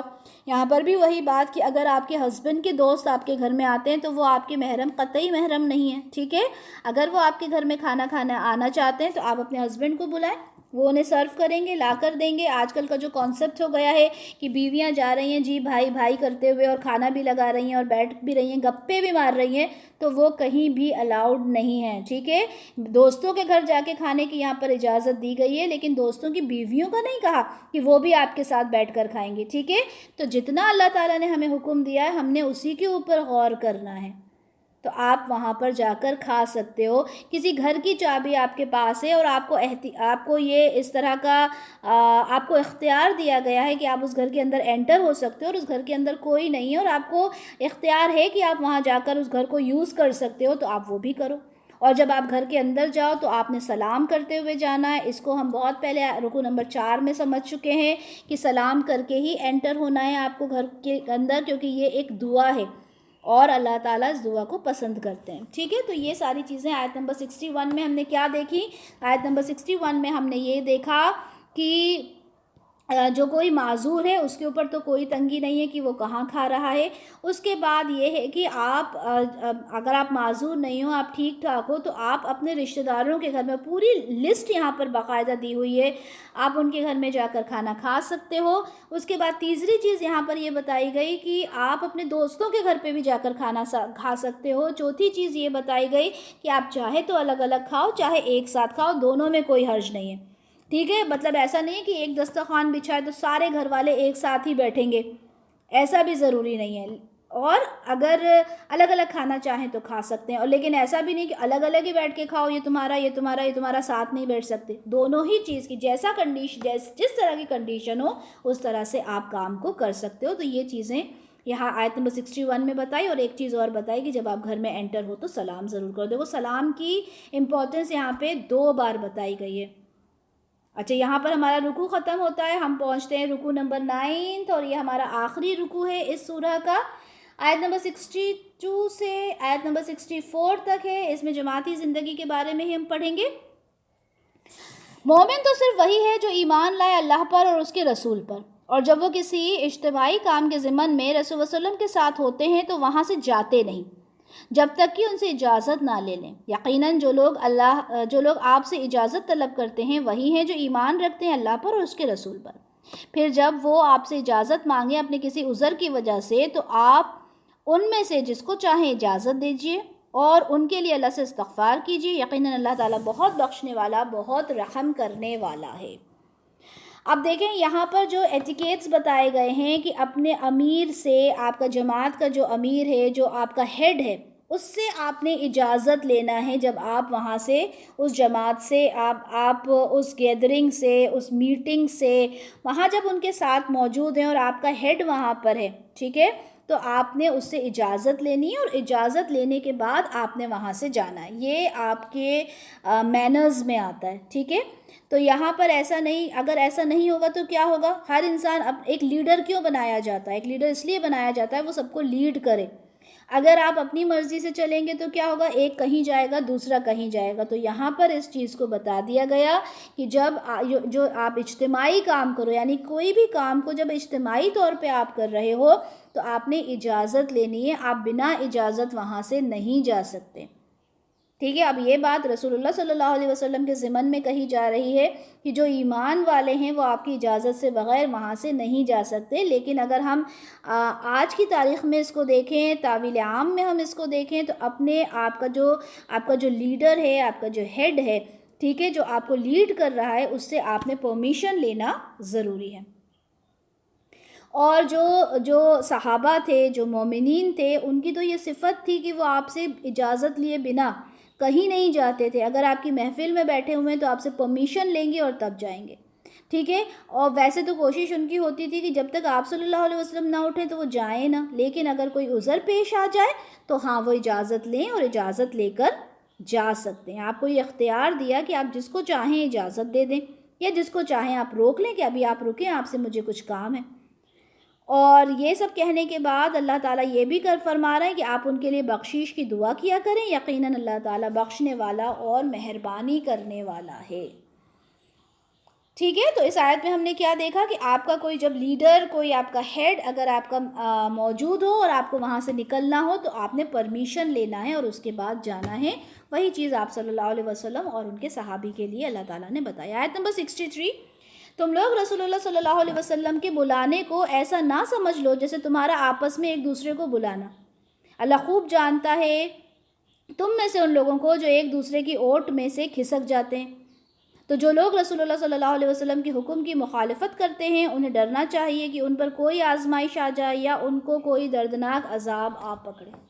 یہاں پر جو لفظ استعمال ہوا ہے وہ ہے دعاء الرسولی۔ ٹھیک ہے، اب اس کو ہم سمجھتے ہیں کہ اس کا کیا مقصد ہے۔ دعا کا مطلب بلانا ہے، ایک تو ہوتا ہے بلانا، آواز دے کے بلانا کسی کو، دوسرا ہوتا ہے دعا کرنا، اور تیسرا ہے پکارنا۔ ٹھیک ہے، تینوں چیزیں اور تینوں کے مطلب کو ہم سمجھتے ہیں۔ سب سے پہلے یہ کہ رسول کے بلانے کو عام آدمیوں کے بلانے کی طرح نہ سمجھیں۔ ٹھیک ہے، اگر رسول اگر آپ کو بلا رہا ہے، اللہ کا رسول آپ کو کسی کام کے لیے بلا رہا ہے تو وہ ایک امپورٹنس رکھتی ہے وہ بات۔ دوسرا کوئی بلائے، ٹھیک ہے، اور اگر تم اس کی بات کو نہ سنو تو یہ پھر بھی تمہارے لیے الاؤڈ ہے، لیکن اگر اللہ کا رسول تم کو بلا رہا ہے اور تم نہ جاؤ تو یہ تو بہت ہی اس میں انسان کو ایمان کا خطرہ ہو سکتا ہے، کیونکہ رسول کے بلانے پر آپ نے لبیک نہیں کی۔ دوسرا مطلب یہ ہے رسول کی دعا سے لیا جا سکتا ہے کہ رسول کی جو دعا ہوتی ہے وہ عام آدمیوں کی دعاؤں سے الگ دعا ہوتی ہے۔ اگر اللہ کے رسول نے کسی کے لیے دعا کر دی تو وہ بہت امپورٹنس رکھتی ہے۔ اور تیسرا یہ کہ رسول کا پکارنا عام آدمیوں کے ایک دوسرے کے پکارنے کی طرح نہیں ہونا چاہیے، جیسے نارمل لوگوں کو بلایا جاتا ہے، رسول اللہ صلی اللہ علیہ وسلم کو اس طرح سے نہیں پکار سکتے۔ ٹھیک ہے، اور سورہ حجرات کی آیت نمبر 2 میں یہ چیز واضح کی گئی ہے کہ اے لوگوں جو ایمان لائے ہو اپنی آواز نبی کے سامنے بلند نہ کرو اور نہ ہی نبی کے ساتھ اونچی آواز سے بات کیا کرو، جس طرح تم آپس میں ایک دوسرے سے بات کرتے ہو، کہیں ایسا نہ ہو کہ تمہارا کیا کرایا سب غارت ہو جائے۔ مطلب اتنا کہا کہ اگر تم نبی سے تیز آواز میں بات کرتے ہو یا ان سے اپنی آواز بلند کرتے ہو تو ایسا نہ ہو کہ تم نے جو کچھ کیا ہے وہ سب کچھ غارت ہو جائے۔ تو تین مطلب یہاں پر بتائے گئے۔ پھر اس کے بعد کیا کہا گیا کہ اللہ ان لوگوں کو خوب جانتا ہے جو تم میں ایسے ہیں کہ ایک دوسرے کی آڑ لیتے ہیں، چپکے سے نکل جاتے۔ اب جب محفل ہو رہی ہے، دیکھیں اس سے پہلے کیا حکم دیا کہ جب بھی تمہیں محفل میں سے نکلنا ہے تو تم نے پرمیشن ضرور لینی ہے کہ کیا میں جاؤں، اس کے بعد آپ نے جانا ہے۔ لیکن یہاں پر کیا کہا گیا کہ کچھ لوگ ایسے ہیں جو دھیرے سے نکل جاتے ہیں۔ کون ہیں یہ لوگ؟ ظاہر سی بات ہے منافق ہیں، کیونکہ وہ جب بھی کوئی حکم دیا جاتا، کوئی بات ہوتی، یا وہ بیٹھے بیٹھے آ تو جاتے تھے، اب سوچتے تھے کیسے نکلیں تو دھیرے سے پیچھے سے نکل جاتے تھے۔ تو اللہ تعالیٰ ایسے لوگوں کو خوب جانتا ہے۔ رسول کے حکم کے خلاف ورزی کرنے والوں کو ڈرنا چاہیے کہ وہ کسی فتنے میں گرفتار نہ ہو جائیں یا ان پر کوئی دردناک عذاب نہ آ جائے، کیونکہ جو اللہ اور اللہ کے رسول کی اطاعت نہیں کرتا وہ فتنے میں پڑ جاتا ہے، اور انسان کو چاہیے کہ اللہ کی اطاعت کے ساتھ ساتھ رسول کی اطاعت کرنا کمپلسری ہے۔ آیت نمبر 64، آگاہ ہو جاؤ، یقیناً اللہ ہی کے لیے ہے جو کچھ آسمانوں میں ہے جو کچھ زمینوں میں ہے، وہ خوب جانتا ہے تم جس حال پر ہو، اور جس دن یہ لوگ لوٹائے جائیں گے اس کی طرف وہ انہیں جتلا دے گا جو کچھ بھی عمل انہوں نے کیے ہوں گے، اور اللہ ہر چیز کا علم رکھنے والا ہے۔ اللہ تعالیٰ ہر چیز کو بہت اچھے سے جانتا ہے، جو کچھ تمہارے دلوں کے اندر ہے، جو کچھ زمین اور آسمانوں کے اندر ہے، اللہ تعالیٰ ہر چیز کو جانتا ہے۔ اور جس دن تم اس کی طرف لوٹائے جاؤ گے تو جو کچھ تم نے عمل کیے ہیں وہ ساری چیزیں تمہارے سامنے آ جائیں گی۔ وہی ایک کمپیوٹر جیسا پرنٹ آؤٹ نکلتا ہے، اسی طرح سے ہمارے سارے اعمال ہمارے سامنے آ جائیں گے، اور انہیں ہم اپنے سامنے اپنی آنکھوں کے سامنے دیکھیں گے، ہم انہیں پڑھ رہے ہوں گے، ہر چیز ہمارے سامنے کلیئر ہوگی۔ اللہ تعالیٰ اس دن سے ہم سب کو محفوظ رکھے، اس دن کی پریشانیوں سے، اس دن کی ہولناکیوں سے اللہ تعالیٰ ہمیں محفوظ رکھے۔ اچھا، یہاں پر ہماری سورہ نور جو ہے الحمدللہ ہم نے کمپلیٹ کی، اور الحمدللہ بہت سارے احکام جو تھے ہم نے یہاں پر سمجھے، لیکن ہمارے پاس وقت رہتا رہتا ہے تو انشاءاللہ ہم یہاں پر اپنی نیکسٹ سورہ جو ہے وہ شروع کرتے ہیں. اگر ایک رکوع ہوگا تو ایک رکوع کریں گے, 2 رکوع اگر ہو پائے تو ہم یہاں پر 2 رکوع کر لیں گے. ٹھیک ہے, یہاں پر ہم دیکھتے ہیں سورہ فرقان, اس کے بارے میں دیکھتے ہیں کہ اس میں 6 رکوع ہیں, 77 آیات ہیں اور یہ مکی دور کے درمیان کی صورت ہے. اس سورہ کا جو نام ہے وہ پہلی آیت میں ہی موجود ہے, اور اس سورہ کا جو آغاز ہوا ہے وہ اللہ کی ذات بابرکت کے نام سے ہوا ہے جس نے قرآن کو نازل کیا. تو ہم دیکھتے ہیں, بسم اللہ الرحمن الرحیم. بڑی بابرکت ہے وہ ہستی جس نے الفرقان نازل فرمایا اپنے بندے پر تاکہ وہ ہو تمام جہان والوں کے لیے خبردار کر دینے والا. بڑی بابرکت ہے وہ ہستی جس نے الفرقان کو نازل کیا اپنے بندے پر. ٹھیک ہے, تو یہاں یہ تیسری بار ہے جب کسی بھی سورہ کی جو پہلی آیت ہے اس میں رسول اللہ صلی اللہ علیہ وسلم کا ذکر عبد کی نسبت کیا گیا, یعنی میرے بندے کو, اللہ کی بندے کی طرح. اسی طرح پہلے سورہ بنی اسرائیل میں اور سورہ کہف میں اسی طرح سے اللہ تعالیٰ نے مخاطب کیا ہے. سورہ بنی اسرائیل میں کیا کہا تھا, پاک ہے وہ ذات جو رات کے ایک حصے میں اپنے بندے کو مسجد حرام سے مسجد اقصیٰ لے گئی. اسی طرح سورہ کہف میں تھا کہ سب تعریفیں اللہ کے لیے ہیں جس نے اپنے بندے پر کتاب نازل کی, اور یہ تیسری بار یہ بات آ رہی ہے کہ جس نے الفرقان نازل فرمایا اپنے بندے پر. ٹھیک ہے, تو یہ پہلا رکوع ہے, اس میں آیت نمبر 1 سے لے کر آیت نمبر 9 تک ہے, اور اس میں یہ بتایا گیا ہے کہ اللہ ہی ہے ہر شے کو پیدا کرنے والا.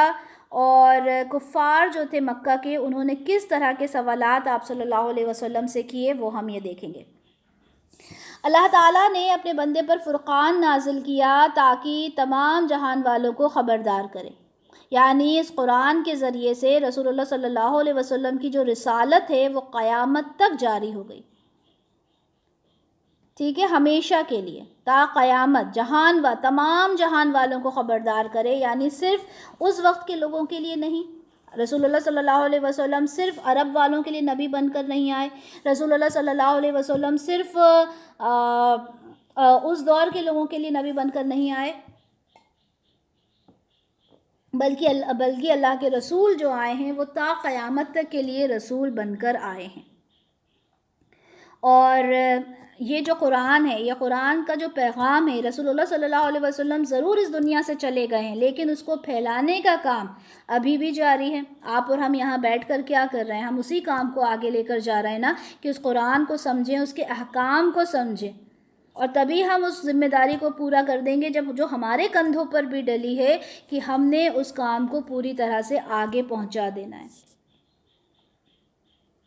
یہ بار بار قرآن میں کہی گئی ہے کہ رسول اللہ صلی اللہ علیہ وسلم کسی خاص دور, کسی خاص قوم, کسی خاص قبیلے کے لیے نہیں آئے ہیں, بلکہ قیامت تک کے لیے ہر انسان کے لیے رسول بن کر آئے. صحیح مسلم کی حدیث 1163 میں ہے کہ رسول اللہ صلی اللہ علیہ وسلم فرماتے ہیں کہ مجھے 5 چیزیں عطا کی گئی ہیں جو مجھ سے پہلے کسی اور نبی کو نہیں دی گئیں. دیکھیں, ہر نبی اپنی ایک قوم کے لیے نبی ہوتا تھا, لیکن رسول اللہ صلی اللہ علیہ وسلم جتنے بھی لوگ ہیں سب کے لیے نبی ہیں. اس میں کیا کہا گیا کہ ہر نبی خاص اپنی قوم کی طرف بھیجا جاتا تھا, اور مجھے ہر سرخ ہر سیاہ کی طرف بھیجا گیا, یعنی ہر انسان کے لیے میں نبی بنا کر بھیجا گیا ہوں, میں کسی خاص قوم کے لیے نہیں بھیجا گیا. باقی اور بھی ان کی خصوصیت ہے, لیکن یہاں پر ہم صرف اسی خصوصیت کو دیکھتے ہیں, اسی خاصیت کو دیکھتے ہیں کہ رسول اللہ صلی اللہ علیہ وسلم کیا کہہ رہے ہیں کہ ہر قوم کے لیے ایک نبی بھیجا گیا تھا, لیکن مجھے ہر انسان کے لیے نبی بنا کر بھیجا گیا.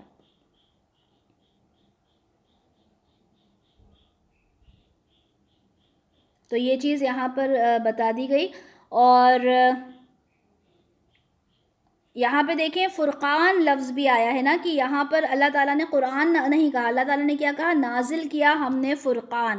فرقان کا مطلب کیا ہوتا ہے؟ فرقان کا مطلب ہوتا ہے کہ حق اور باطل کو جدا کر دینے والی چیز, اسی لیے قرآن کو فرقان کہا جاتا ہے, یعنی ڈفرینشیٹ کر دینے والی چیز حق کو باطل سے. ابھی پوری ہم نے سورہ نور پڑھی, اس میں کیا پڑھا, کون سی چیز حق ہے, کون سی چیز باطل ہے, کون سی چیز نیکی ہے, کون سی چیز گناہ ہے, کون سی چیز اچھی ہے, کون سی چیز بری ہے. تو ہم نے جب سورہ نور پڑھی تو ہماری چیزیں کلیئر ہوئیں کہ اچھا یہ چیز ہم نے کرنا ہے، یہ چیز ہم نے نہیں کرنا، ہمارے ایٹیکیٹس کیسے ہونا چاہیے، ہمارا سوسائٹی میں اٹھنا بیٹھنا کیسے ہونا چاہیے، کیا ہم کسی کے گھر جا کر کھانا کھا سکتے ہیں یا نہیں کھا سکتے. تو یہ ساری چیزیں ہمیں کہاں سے پتہ چلیں؟ قرآن سے پتہ چلیں. تو قرآن کیا ہے؟ قرآن کا دوسرا نام فرقان ہے، یعنی وہ جدا کر دینے والی ہے چیزوں کو. آیت نمبر 2 دیکھتے ہیں. وہ ہستی جس کے لیے ہے بادشاہی آسمانوں کی اور زمین کی، اور جس نے کسی کو اپنی اولاد نہیں بنایا، نہ ہی اس کا کوئی شریک ہے حکومت کے اختیارات میں، اور اسی نے ہر شے کو پیدا کیا، پھر اسی کے لیے ایک اندازہ مقررہ کیا. اب دیکھیں اس ایک آیت میں، ایک مختصر سی آیت میں ہم نے کس طرح سے اللہ تعالیٰ نے، دیکھیں کس طرح سے اللہ تعالیٰ نے جو جتنے ٹاپکس ہیں ان کو کور کیا ہے. پہلا ٹاپک جو کور کیا ہے وہ یہ ہے کہ زمین اور آسمان کی بادشاہی کس کی ہے؟ صرف اور صرف اللہ تعالیٰ کی ہے. دوسری بات جو یہاں پہ بیان کی گئی کہ اللہ تعالیٰ کے کوئی اولاد نہیں ہے، اللہ تعالیٰ کو اولاد کی کوئی ضرورت نہیں ہے، اللہ تعالیٰ اس چیز سے بے نیاز ہے. یہ جو لوگوں نے انبیاء کو اپنا بیٹا بنا لیا، فرشتوں کو اپنا بیٹا بنا لیا، یہ ساری چیزیں بے بنیاد ہیں، من گڑت ہیں. اللہ تعالیٰ کی کوئی اولاد نہیں. اور تیسری بات جو یہاں پر بیان کی گئی وہ کیا بیان کی گئی؟ کہ زمین اور آسمان جو کچھ اس میں ہے، ان سب میں جو بادشاہی ہے، جو حکومت ہے، وہ صرف اور صرف اللہ تعالیٰ کی ہے. چوتھی بات جو یہاں پر بتائی گئی وہ یہ ہے کہ اس نے نہ تو صرف ان چیزوں کو پیدا کیا، بلکہ ہر چیز کو پیدا کرنے کے بعد اس کی شکل و صورت، اس کے قد و قامت، اس کی خوراک، اس کا ماحول، اس کو اسی کے اکارڈنگ بنایا. ہم پڑھتے ہیں نا، جب ہم سائنس پڑھتے ہیں، سائنس میں ہم پڑھتے ہیں کہ ہر جانور کو اس کے ہیبیٹیٹ کے اکارڈنگ اس کو وہ اڈیپٹ کرتا ہے. ٹھیک ہے، اس کے اکارڈنگ وہ رہتا ہے. اب آپ دیکھیں کئی جانور ہیں جو برف میں رہتے ہیں، پوری طرح سے برف ہوتی ہے. پولر بیئر ہے، برف میں رہتا ہے. ٹھیک ہے، اسی طرح سے کئی جانور ہیں جو برف کے اندر ہی رہتے ہیں. کیسے رہتے ہوں گے؟ اس کے اندر کتنا ٹھنڈا رہتا ہے وہاں پہ، کہ مائنس میں ٹیمپریچر ہوتا ہے، اور تو ان کی باڈی اس طرح سے بنائی گئی ہے. اسی طرح سے اگر ہم کیمل دیکھتے ہیں، اونٹ کو ہم دیکھتے ہیں، تو وہ ریگستان میں رہتا ہے، اس لیے وہ کتنے دن کا پانی پی لیتا ہے. ٹھیک ہے، اسی طرح سے اگر ہم دیکھیں، اگر ہم پیڑوں کو دیکھیں تو اللہ تعالیٰ نے تربوز، یہ بہت اگزامپل دیا جاتا ہے نا کہ تربوز کو اللہ تعالیٰ نے بیل پہ اگایا. اگر اللہ تعالیٰ پیڑ پہ لگا دیتے آم کی طرح تو وہ گرتا تو انسان کا کیا حال ہوتا. ٹھیک ہے، بڑے بڑے تربوز ہیں، کدو ہیں، یہ سب کیا ہوتا ہے؟ یہ زمین میں اگتے ہیں، پیڑوں کے اوپر، بڑے بڑے پیڑوں کے اوپر نہیں لگتے. کیوں نہیں لگتے؟ کیونکہ اگر وہ گریں گے تو کیا حال ہوگا. تو اللہ تعالیٰ نے بہت حساب کتاب سے، بہت اللہ تعالیٰ کی قدرت ہے نا جس کو آپ اگر غور کرو تو ہر چیز بس سمجھنے والی ہے. آپ سمجھتے ہی رہ جاؤ گے اور آپ کی سمجھ سے دور ہو جائے گی. بس آپ نے یہ دیکھنا ہے کہ اللہ تعالیٰ کی قدرت دیکھیں کیا چیز ہے. اللہ تعالیٰ نے ہر چیز کو اس کے اکارڈنگ بنایا ہے. آیت نمبر 3 دیکھتے ہیں. اور انہوں نے اس کے سوا ایسے معبود بنا لیے ہیں جو کچھ بھی تخلیق نہیں کرتے، بلکہ وہ خود تو مخلوق ہیں، اور وہ اختیار نہیں رکھتے خود اپنے بارے میں بھی کسی نقصان یا نفع کا، اور نہ ہی انہیں اختیار موت کا، نہ زندگی کا، اور نہ ہی جی اٹھنے کا. اب دیکھیں جن لوگوں نے ملائکہ کو، انبیاء کو اللہ تعالیٰ کا بیٹا بنا دیا، اور انہوں نے یہ شریک کر دیا کہ اللہ تعالیٰ آپ جو کچھ آپ کا، دیکھیں اولاد جو ہوتی ہے وہ کیا ہوتی ہے؟ وہ باپ کی حقدار ہوتی ہے نا، باپ کی ہر چیز میں. تو یہاں پر اولاد بنانے سے کیا مقصد ہے؟ کہ اللہ تعالیٰ کی ہر چیز میں اس کو حقدار بنا دیا گیا. تو اللہ تعالیٰ، اور جو اولاد ہوتی ہے وہ کبھی بھی اس کی سفارش رد نہیں کر سکتے ماں باپ. ٹھیک ہے، یہی ہوتا ہے نا. تو نعوذ باللہ یہ کیا کہتے ہیں کہ یہ اللہ کی بیٹیاں ہیں یا اللہ کے بیٹے ہیں، تو یہ ہماری سفارش کریں گے اور ہماری سفارش قبول ہو جائے گی. تو یہاں پر اللہ تعالیٰ کیا فرما رہے ہیں کہ جن کو تم نے حاجت روا، جن کو تم نے مشکل کشا، یہ سب کچھ بنا رکھا ہے کہ اگر تم انہیں پکارو تو وہ تمہاری تو پکار بھی نہیں سنتے، اور نہ تو وہ کسی کو پیدا کر سکتے. پیدا تو چھوڑیں، وہ تو خود ہی پیدا کیے ہوئے ہیں، اور وہ تو اپنے رب کے سامنے مجبور ہیں، اور وہ کوئی کام نہیں کر سکتے. نہ وہ کسی نفع کا، نہ کسی نقصان کا اختیار رکھتے ہیں، نہ ہی وہ اپنی موت اور زندگی کے بارے میں جانتے کہ کب ان کو اٹھایا جائے گا. کسی چیز کا تو اختیار ان کے پاس نہیں ہے. پھر کیسے انہیں اللہ کا بیٹا یا اللہ کی بیٹیاں بنایا جا سکتا ہے؟ آیت نمبر 4. اور کافر کہتے ہیں کہ یہ قرآن بس ایک من گھڑت چیز ہے جس کو اس شخص نے خود گڑھ لیا.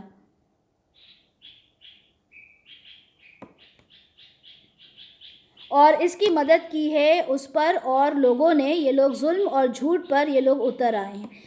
اب جو کفار تھے ان کے سوالات یہاں پر آ رہے ہیں، وہ بڑے عجیب عجیب سوال کرتے تھے، عجیب عجیب باتیں کیا کرتے تھے، کیونکہ ان کو یہ چیز برداشت ہی نہیں ہو رہی تھی۔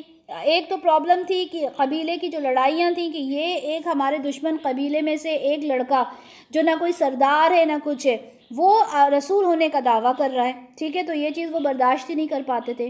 اور پھر ان کے جو معبود تھے ان کو بھی رسول اللہ صلی اللہ علیہ وسلم کہتے تھے کہ ان معبودوں کو نہیں مانو، تو یہ سب وہ چیز ماننے کو تیار نہیں ہوتے تھے۔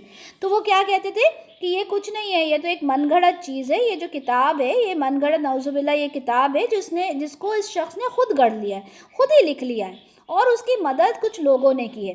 کیونکہ ظاہر سی بات ہے کہ جو بھی واقعات وہ بتاتے تھے اس میں پوری سچائی ہوتی تھی، ٹھیک ہے، کس طرح سے چیزیں ہوئیں، یوسف علیہ السلام کا واقعہ پورا بتا دیا، بنی اسرائیل کا، موسیٰ علیہ السلام کا، فرعون کا، یوسف علیہ السلام کا، یونس علیہ السلام کا، سب تو بتا دیتے تھے وہ، ہے نا، ان کے ساتھ قوم عاد، قوم ثمود کے ساتھ کیا ہوا سب بتا دیا۔ تو انہوں نے کہا کہ یہ تو انہوں نے کچھ اپنے آپ سے گڑھ لیا ہے اور کسی کی مدد بھی لی ہے، کیونکہ اکیلے تو وہ یہ کام نہیں کر سکتے تھے۔ آیت نمبر 5 میں کیا کہا، اور کہتے ہیں کہ یہ پرانے لوگوں کے قصے ہیں جو اس نے کسی سے لکھوائے ہیں، پھر یہ املا کرائی جاتی ہے اس کو صبح اور شام۔ کہا کہ یہ تو کچھ بھی نہیں ہے، یہ جو ساری باتیں ہیں یہ تو پرانے لوگوں کے قصے ہیں، اس کے علاوہ کیا ہے، اور یہ کسی سے لکھوا لیتا ہے، ٹھیک ہے، ان کو کسی سے لکھوا لیا ہے، اور یہ سب صبح شام ملتے ہیں آپس میں اور اس بارے میں بات کرتے ہیں اور یہ لکھوا لیے جاتے ہیں، ٹھیک ہے، ان کو اس میں کچھ بھی نہیں ہے۔ اس طرح کی باتیں قرآن کے لیے جو کفار تھے وہ کہا کرتے تھے، ٹھیک ہے۔ آپ صلی اللہ علیہ وسلم کہہ دیجئے کہ اس کو اس نے نازل کیا ہے جو آسمانوں اور زمینوں کی ہر چھپی ہوئی چیز کو جانتا ہے، یقیناً وہ بہت بخشنے والا، بہت رحم فرمانے والا ہے۔ یعنی جو تم یہ ساری باتیں کر رہے ہو آپ صلی اللہ علیہ وسلم، آپ ان کو بتا دیجئے کہ یہ سب کچھ نازل کرنے والا کی ذات کون ہے، وہ ہے جس نے آسمان اور زمین کو پیدا کیا۔ اور وہ کہتے ہیں کہ یہ کیسا رسول ہے، آیت نمبر 7، وہ کہتے ہیں کہ ایک ایسا رسول ہے جو کھانا بھی کھاتا ہے، بازاروں میں چلتا پھرتا بھی ہے، کیوں نہیں اتارا گیا اس پر کوئی فرشتہ کہ وہ اس کے ساتھ ہو کر ڈرانے والا ہوتا۔ اب دیکھیں یہ والی جو بات ہے نا، یہ ہر نبی سے کہی گئی تھی۔ نوح علیہ السلام سے بھی یہی کہا گیا تھا کہ یہ کیسا رسول ہے جو کھانا کھاتا ہے، جو بازاروں میں چلتا پھرتا ہے، اور یہ ایسے کیسے رسول ہو سکتے ہیں، ٹھیک ہے۔ اور اس کا جواب نیکسٹ آیت میں اللہ تعالیٰ دیں گے بھی، نیکسٹ رکوع میں اللہ تعالیٰ دیں گے۔ تو یہاں پر کہا گیا کہ یہ کیسا انسان ہے، یہ کیسا رسول کیسے ہو سکتا ہے، یہ تو کھانا بھی کھاتا ہے، یہ تو چلتا پھرتا بھی ہے۔ اور چلیں اگر یہ رسول ہے تو اس کے ساتھ کوئی فرشتہ کیوں ساتھ میں نہیں رہتا جو اس کو ہمیشہ ساتھ میں رہتا، اور اگر ہم اس کی بات نہیں مانتے تو فرشتہ ایز اے باڈی گارڈ ساتھ میں رہتا اور ہمیں ڈراتا۔ چلیں یہ انسان ہے تو ساتھ میں ایک فرشتہ تو آنا چاہیے تھا، وہ کیوں نہیں آیا؟ اب آپ دیکھیں ان کے سوالات کیسے ہیں۔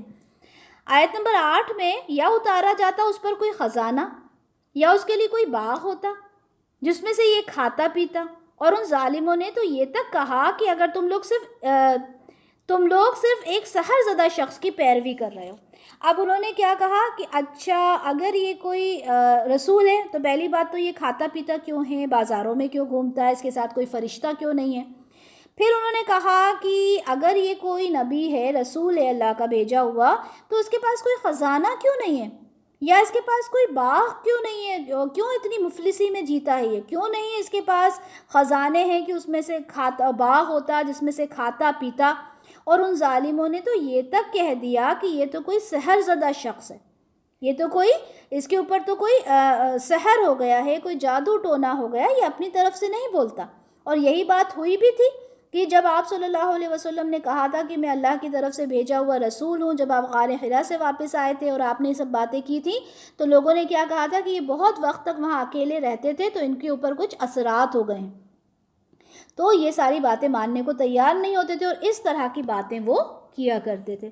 دیکھیے یہ آپ کے لیے کیسی کیسی مثالیں بیان کر رہے ہیں، یہ تو لوگ گمراہ ہو گئے ہیں، اب یہ سیدھے راستے پر نہیں آ سکتے۔ اب اللہ تعالیٰ کہہ رہے ہیں کہ یہ لوگ دیکھیں گمراہ ہو چکے ہیں، یہ آپ کو کس طرح کی مثالیں دے رہے ہیں، یہ تو بہت غلط ہے جو یہ کر رہے ہیں۔ یہ ہمارا رکوع نمبر 1 ہوا، انشاءاللہ ہم رکوع نمبر 2 بھی آج کر لیں گے، ٹھیک ہے، تاکہ پھر ہم رکوع نمبر 3 سے ہمارا نیکسٹ لیکچر شروع کریں گے انشاءاللہ۔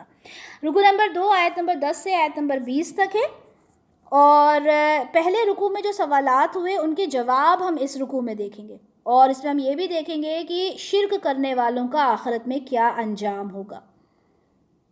بڑی ہی بابرکت ہے وہ ہستی جو اگر چاہے تو آپ کے لیے ان سے کہیں بہترین چیزیں بنا دے، ایسے باغات جن کے نیچے نہریں بہتی ہوں، اور آپ کے لیے محلات تعمیر کر دے۔ اب وہی بات جو انہوں نے کہا کہ تمہارے لیے کچھ بھی نہیں ہے، تو اللہ تعالیٰ کیا فرما رہے ہیں کہ یہ تو بہت بابرکت ہستی ہے، ہم چاہیں تو ایک باغ کیا، ان کے لیے تو باغات ہم دے دیں جس میں سے وہ کھائیں پئیں، اس کے نیچے سے نہریں بہتی ہوں، آپ کے لیے ہم محلات تعمیر کر دیں، ہمارے لیے یہ کوئی بڑی بات نہیں ہے۔ یہاں پر اللہ تعالیٰ اس بات کا جواب دے رہے ہیں۔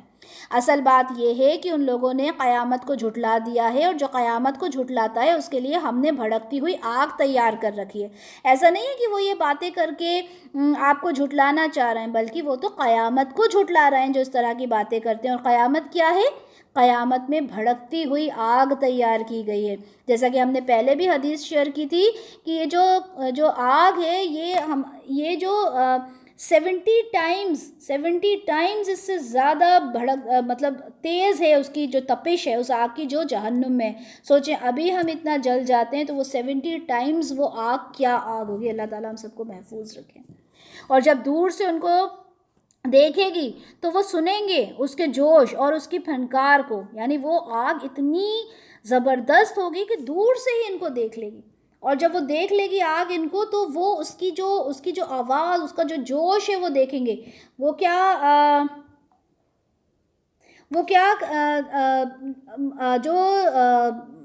بہت ڈر جائیں گے دیکھ کر، اور کیا کرے گی وہ آگ جوش مارے گی کہ اچھا یہ میرے پاس آنے والا ہے۔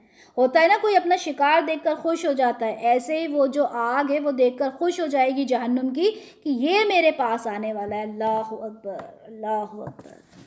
اور جب وہ پھینک دیے جائیں گے اس کی ایک تنگ جگہ میں زنجیروں میں جکڑے ہوئے، تو اس وقت وہ موت کو پکاریں گے۔ جب انہیں زنجیروں میں جکڑ دیا جائے گا تو وہ موت کو پکاریں گے۔ اب آپ کہیں گے کہ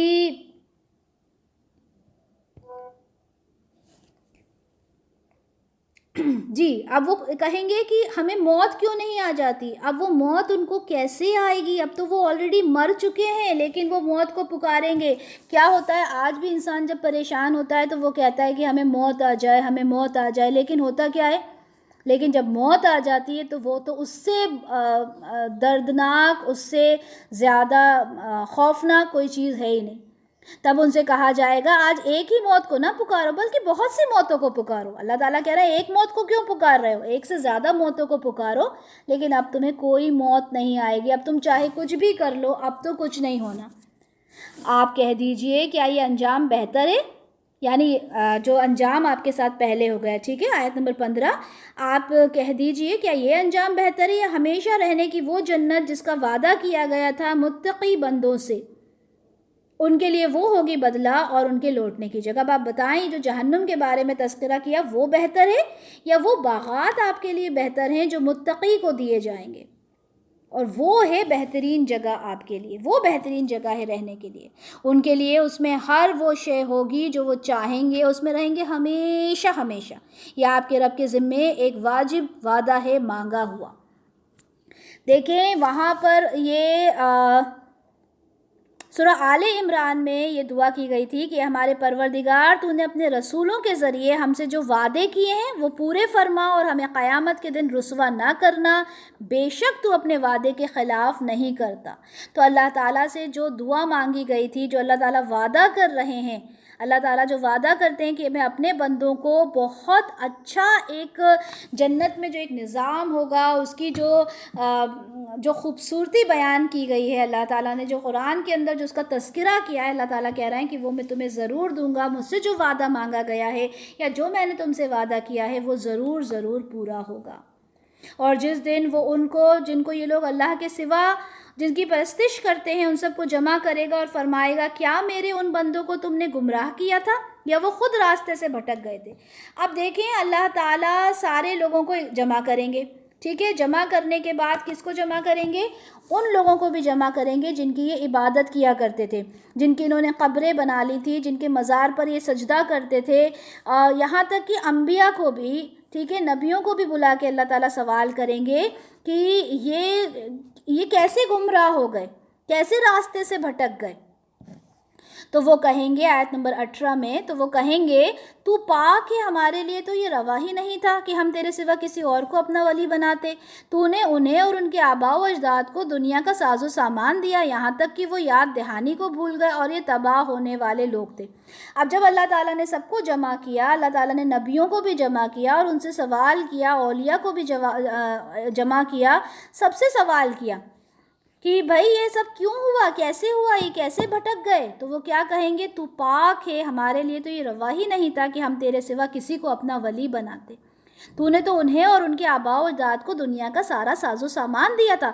ہم کیسے کر سکتے تھے ایسا، ہم تو کچھ بھی نہیں کر سکتے تھے. یعنی وہ ہاتھ کھڑے کر دیں گے، وہ ہاتھ کھڑے کر دیں گے کہ انہوں نے ہمارے پیچھے سے ہماری پوجا پاٹ کرنا شروع کی، ہمارے پیچھے سے ہماری عبادت کرنا شروع کی، ہمارے پیچھے سے ہمارے مزار بنائے، ہمارے پیچھے سے ہمیں سجدہ کیا. ہم تو یہ ساری چیزوں میں کسی بھی طرح سے ہمارا ہاتھ نہیں ہے. جس طرح سے سورہ مائدہ کی آیت نمبر 116 میں ہے کہ حضرت عیسیٰ علیہ السلام سے اللہ تعالیٰ فرمائیں گے کہ اے عیسیٰ ابن مریم، کیا تم نے ان لوگوں سے کہا تھا کہ خدا کے سوا مجھے اور میری ماں کو خدا بنا لو؟ اب آپ دیکھیں اس میں کتنا غصہ ہے. حضرت عیسیٰ علیہ السلام سے اللہ تعالیٰ پوچھ رہے ہیں کہ تم نے ان سے کہا تھا کہ مجھے مطلب خود کو اور خود کی تمہاری ماں کو رب بنا لو؟ تو عیسیٰ علیہ السلام کہیں گے سبحان اللہ، میرا یہ کام نہ تھا کہ میں وہ بات کہتا جس کے کہنے کا مجھے حق نہیں تھا. میں یہ کیسے کہہ سکتا، اور اگر میں نے ایسا کچھ کہا ہوتا تو اللہ آپ تو اس بات کو جانتے، آپ کو تو معلوم ہوتا اگر میں نے ایسا کچھ کہا ہوتا. اللہ تعالیٰ میں نے تو کبھی ایسا نہیں کہا، آپ تو ہر بات کو جاننے والے ہیں. تو خواہ وہ کوئی نبی ہو، کوئی اولیاء ہو، کوئی ایسا کردار ہو جس کی عبادت کرتے تھے دنیا میں، ہر انسان اپنے ہاتھ کھڑے کر دے گا کہ اللہ ہم نے تو انہیں صرف آپ کی دعوت دی تھی، توحید کی دعوت دی تھی، آپ کی طرف بلانے کے لیے کہا تھا، یہ تو انہوں نے خود ہی کرنا شروع کر دیا. اسی طرح سے جب ہم تباہ کن گناہوں کو دیکھتے ہیں کہ کبیرہ گناہ کون سے ہیں، اس میں سب سے پہلا گناہ کیا ہے؟ شرک سب سے بڑا گناہ ہے. ٹھیک ہے، صحیح بخاری کی ایک حدیث شیئر ہوگی 6857، اور ایسی بے انتہا حدیث ہم کو ملیں گی جس کے اندر سب سے بڑا گناہ کیا ہے؟ سب سے بڑا گناہ ہے شرک. تو انہوں نے جھٹلا دیا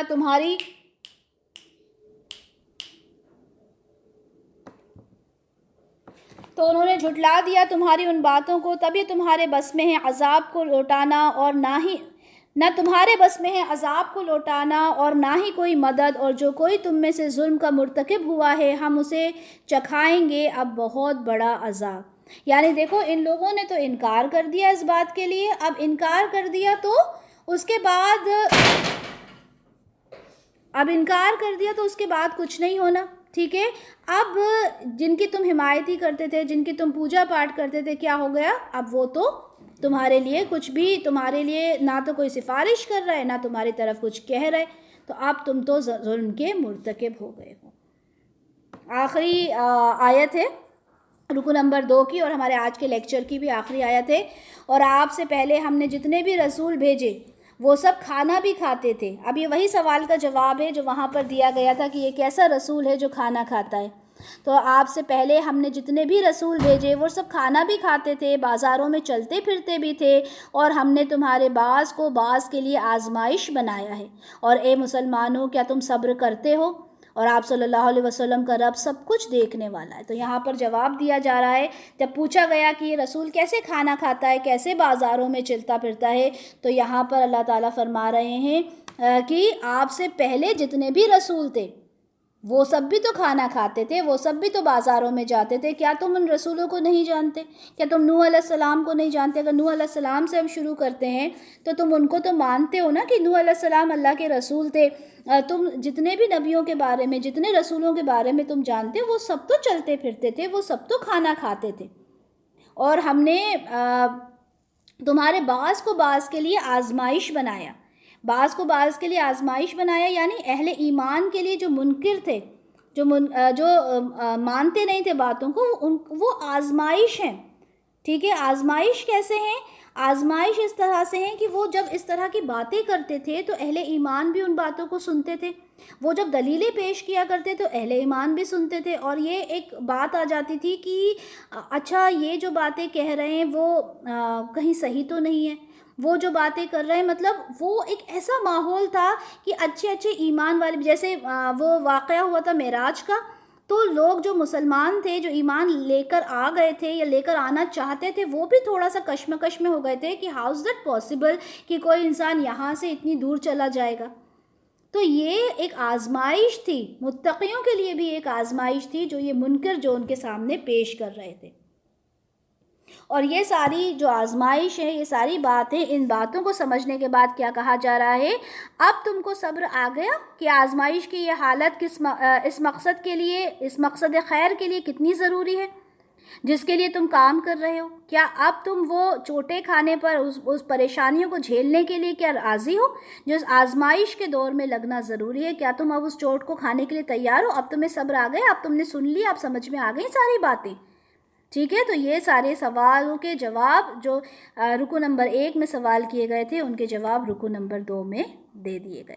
بارک اللہ لی ولکم فی القرآن الکریم ونفعنی وإیاکم بما فیہ من الآیات والذکر الحکیم. سبحانک اللہم وبحمدک، اشہد ان لا الہ الا انت، استغفرک واتوب الیک. جزاک اللہ خیرا کثیرا وأحسن الدنیا والآخرہ. السلام علیکم ورحمۃ اللہ وبرکاتہ.